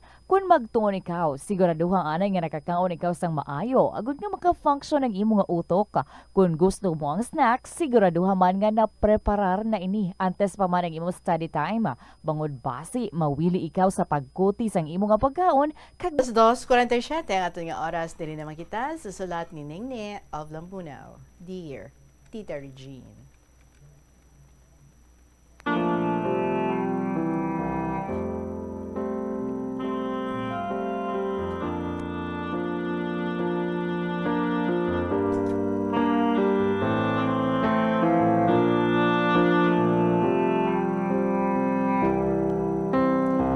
Have a blessed afternoon to you, all staff and members of this most trusted radio station, ang DYFM. Also to your family circle, to my children, umagad, mga apo, mga balayi, nga nag-ukod pamati isang imo programa, pagkamaananda, nga nagapadala ako sulat. Amo lang dya ang kalingawan sang akon utok kag baratyagon. At least makadungdum kag makarelate sa mga nagkakatabo. Kahapon tulad kag sa palaabuton. Kahapon was Sunday, gasulod sa isip ko kung pagkatapos misa, kaya pamati ako misa sa inyo estasyon, masulat ako. Galing garalain matsyag ko. Nakahambal man ko sa kaugalingon ko. Kag nakahambal gid ako sa hinablos ko. Siling ko, basi amo na ni ang katapusan ko. Pay madumduman ko gani ang edad ni Lola Amparing kag Lolo Dencio. Nag-chin up ako. Ha ha. Ikadlaw ang mga menos nga isip kag waratyagon. Sa tuod lang, uma ang lugar namon. Galing semento na tulad. Duro mga sarakyan adlaw gabi. Kinang mga 4:30, umpisa na kabiyahe ang mga motor pakadto sa Banwa. Basi ang mga nagaobra sa nagakalain-lain nga Banwa kag sa city sang Iloilo, hasda dunday mag-aga. Ano-ano lang ang syudad man. Kapag mag 6:30, arai mo mga motor, tricycle, pakadto pabalik mga estudyante. Naigo kami sa tunga-tunga ka Inka kag Kaningwan, may high school kag college sa Inka, kag amuman sa Kaningwan, so amuday nalingaw ako dyan sa gwa sa amon balkon, kaagi ka mga salakyan kag mga tao. Why ako gaugna pamugno o maghay? Kay basi hindi amo nga tawo. Tuyo ko nga balon. Hindi ako kamas na kahit tsurad da. Hindi na siya kakita, no? Kung unahan da ako, ti babalos kid ako. Kaysang buhi pa, tumbana ko, daw halos kilala na ang tanan. Pagkabalos na, duro mga tawo, nagahay. Payway takon gabalos, sambal kasubang, balusi man sanda, kay mga friends banday sanda ni Papa. Sorry gid, painahuya ako. Hehe. So isa to ka bestita, nangutang ta na tong bana ko ka isda. Why ako kamaan kung sino atong nautangan na. Kagindulong man katawo nga nagapanglimpyo kasasagingan namon, kagwaay man kabalik pagkatapos lubong namon. So mga 3 ka bulan man, pulo pamangkot ko sa mga nagabaligya ka isda, kag majakpatan ko, kag nagsabat ako. To, insa, way giti mo nagsukot? Huya man ta? Ay insa, mahuya ka, ginbaydan ko Tapos bala tita, may utang man kami nga Santos sa taga Capiz. May last payment kami nga 550 pesos. Waay ka panukot. Kay pag agto na kuno dya nga manukot, may palaypay. Nahuya ko no. Sinugid man to? Si tatay? Sabat ko, oo. Siling niya, ti dumayad man to last pag agto ko? Sabat ko, na-restroke, kagin leukemia pagid. Ti sabat ko, isa-isa ka naton, wa itakamaan, kaaton pala abuton. Ako pasadto nagpamangkot nga to, kung abi-abi, mauna ako pahuway sa imo. Ipalubong mo man ako it formal. Bagin balik na ang pamangkot. Nga kung ta naman abi mauna, ipalubong ko man it mayad. Sabat ko, we will try gid ang best kakabataan ta. Ti amo manday akon Ahay, sakit naman heart ko So, manang ginaistoryahan ay nila sa dos ng iya husband. So, amo na gani tita, isa ka naton, way takamaan, kung san paano, kag diin, kag ano nga paagi ta mapatay. Gani, we will always prepare sa aton kabuhi. Prayer is the best we can do. Pray kag mangayo bulig sa mahal nga Dios, kag magpasalamat sa tanan nga grasya, kag bugay sa kabuhi nga ato nabaton. God bless us all. So until here, and best regards to everybody and to all my classmates on air, kay Lola Amparing, kay Lolo Dencio, kay Lolo Abraham, kag sa tanan. Pero ining tatlo nagtulod gid sa akon nga magsulat. Love lots. Ningne. Sang Lambunaw.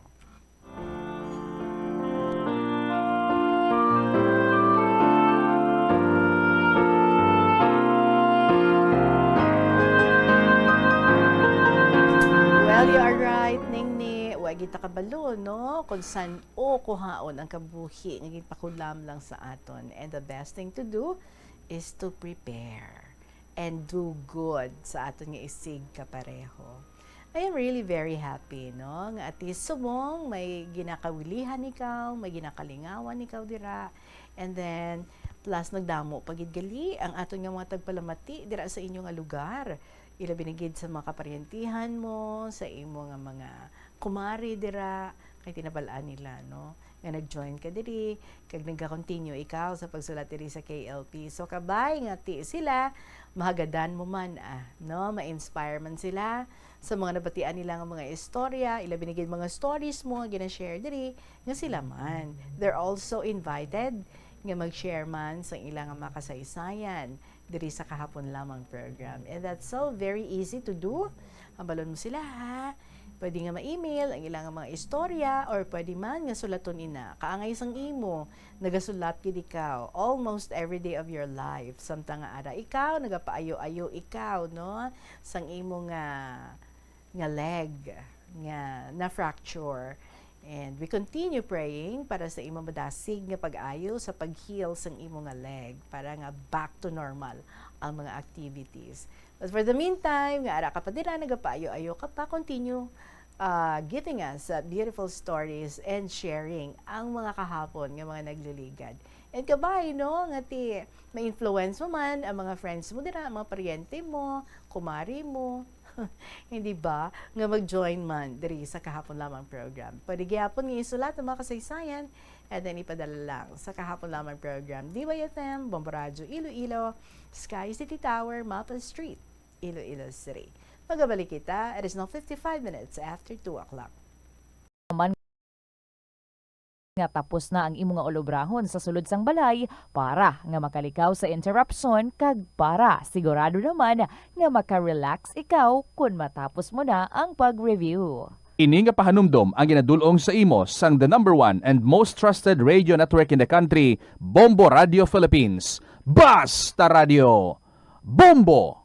Yari ang mga household level fire safety measures nga dapat tandaan agud makalikaw sa sunog sa balay. Hindi magbutang o kung magtipon sang flammable substance o kung chemical nga makatugas ang sunog sa kusina o kung sa sulod sang balay. Ipalayo man sa mga kabataan ang pospro kag lighters. Patya ang kalayo kag baga matapos ang pagluto sa kusina. Siguraduhon nga wala nagasungaw kag pirmi limpyuhan ang mga kerosene kag gas stoves. Tandaan, ang paglikaw sa sunog sa sulod sang balay, responsibilidad sang bilog nga pamilya. Ang kalibutan ginakabugusan sang 71% sang tubig o kun kadagatan. Kag ang kadagatan nagabulig sa pagtugas sang tubig nga aton mainom kag hangin nga aton ginahaklo. Gani aton halungan kag imentenar ang malimpyo nga ginaagyan sang tubig kag mga kadagatan. Sa masunod nga mga pamaagi. Magpartisipar sa mga organisasyon o kan clean up events. Likawan ang paghaboy sa mga basura kung sa diin lang. Buhinan ang paggamit sa mga single-use plastic, hindi pag-i-flush o kung ihulog sa mga lababo ang mga basura sa panimalay, kaangay sang plastic straw, auto fluids. Tomorrow, mga kabombo, ginapaabot gid nato ang presensya ni Sir Dr. Jerry Daklod Biona. Sir, gabay nagpamati ikaw dira and very willing ikaw nga magkadto diri magpamasyar sa estasyon sang Bombo para nga makaatubangay kita, sir, kag makaistoryahanay kita. But, if hindi ikaw available, pwede sir mag-contact ikaw sa cellphone number ng Bombo para nga makapabalo ka kung paano naton nga mapatigayon ang pag-interview sa imo. And by the way, pakiprepare ka sir ha, if you're coming over tomorrow, pakiprepare sang imo nga 2 ka copies sa Xerox sang imo nga ID. And here's the number of Bombo, 0918-926-3325. Sa liwat, 0918-926-3325. I'm looking forward sa pag-interview sa imo boss, Dr. Jerry Daklod Biona. Mga kabombo, check taliwat ang ating Christmas countdown. Christmas is a time for sharing, giving gifts for everyone. What matter now is this Christmas we share the love.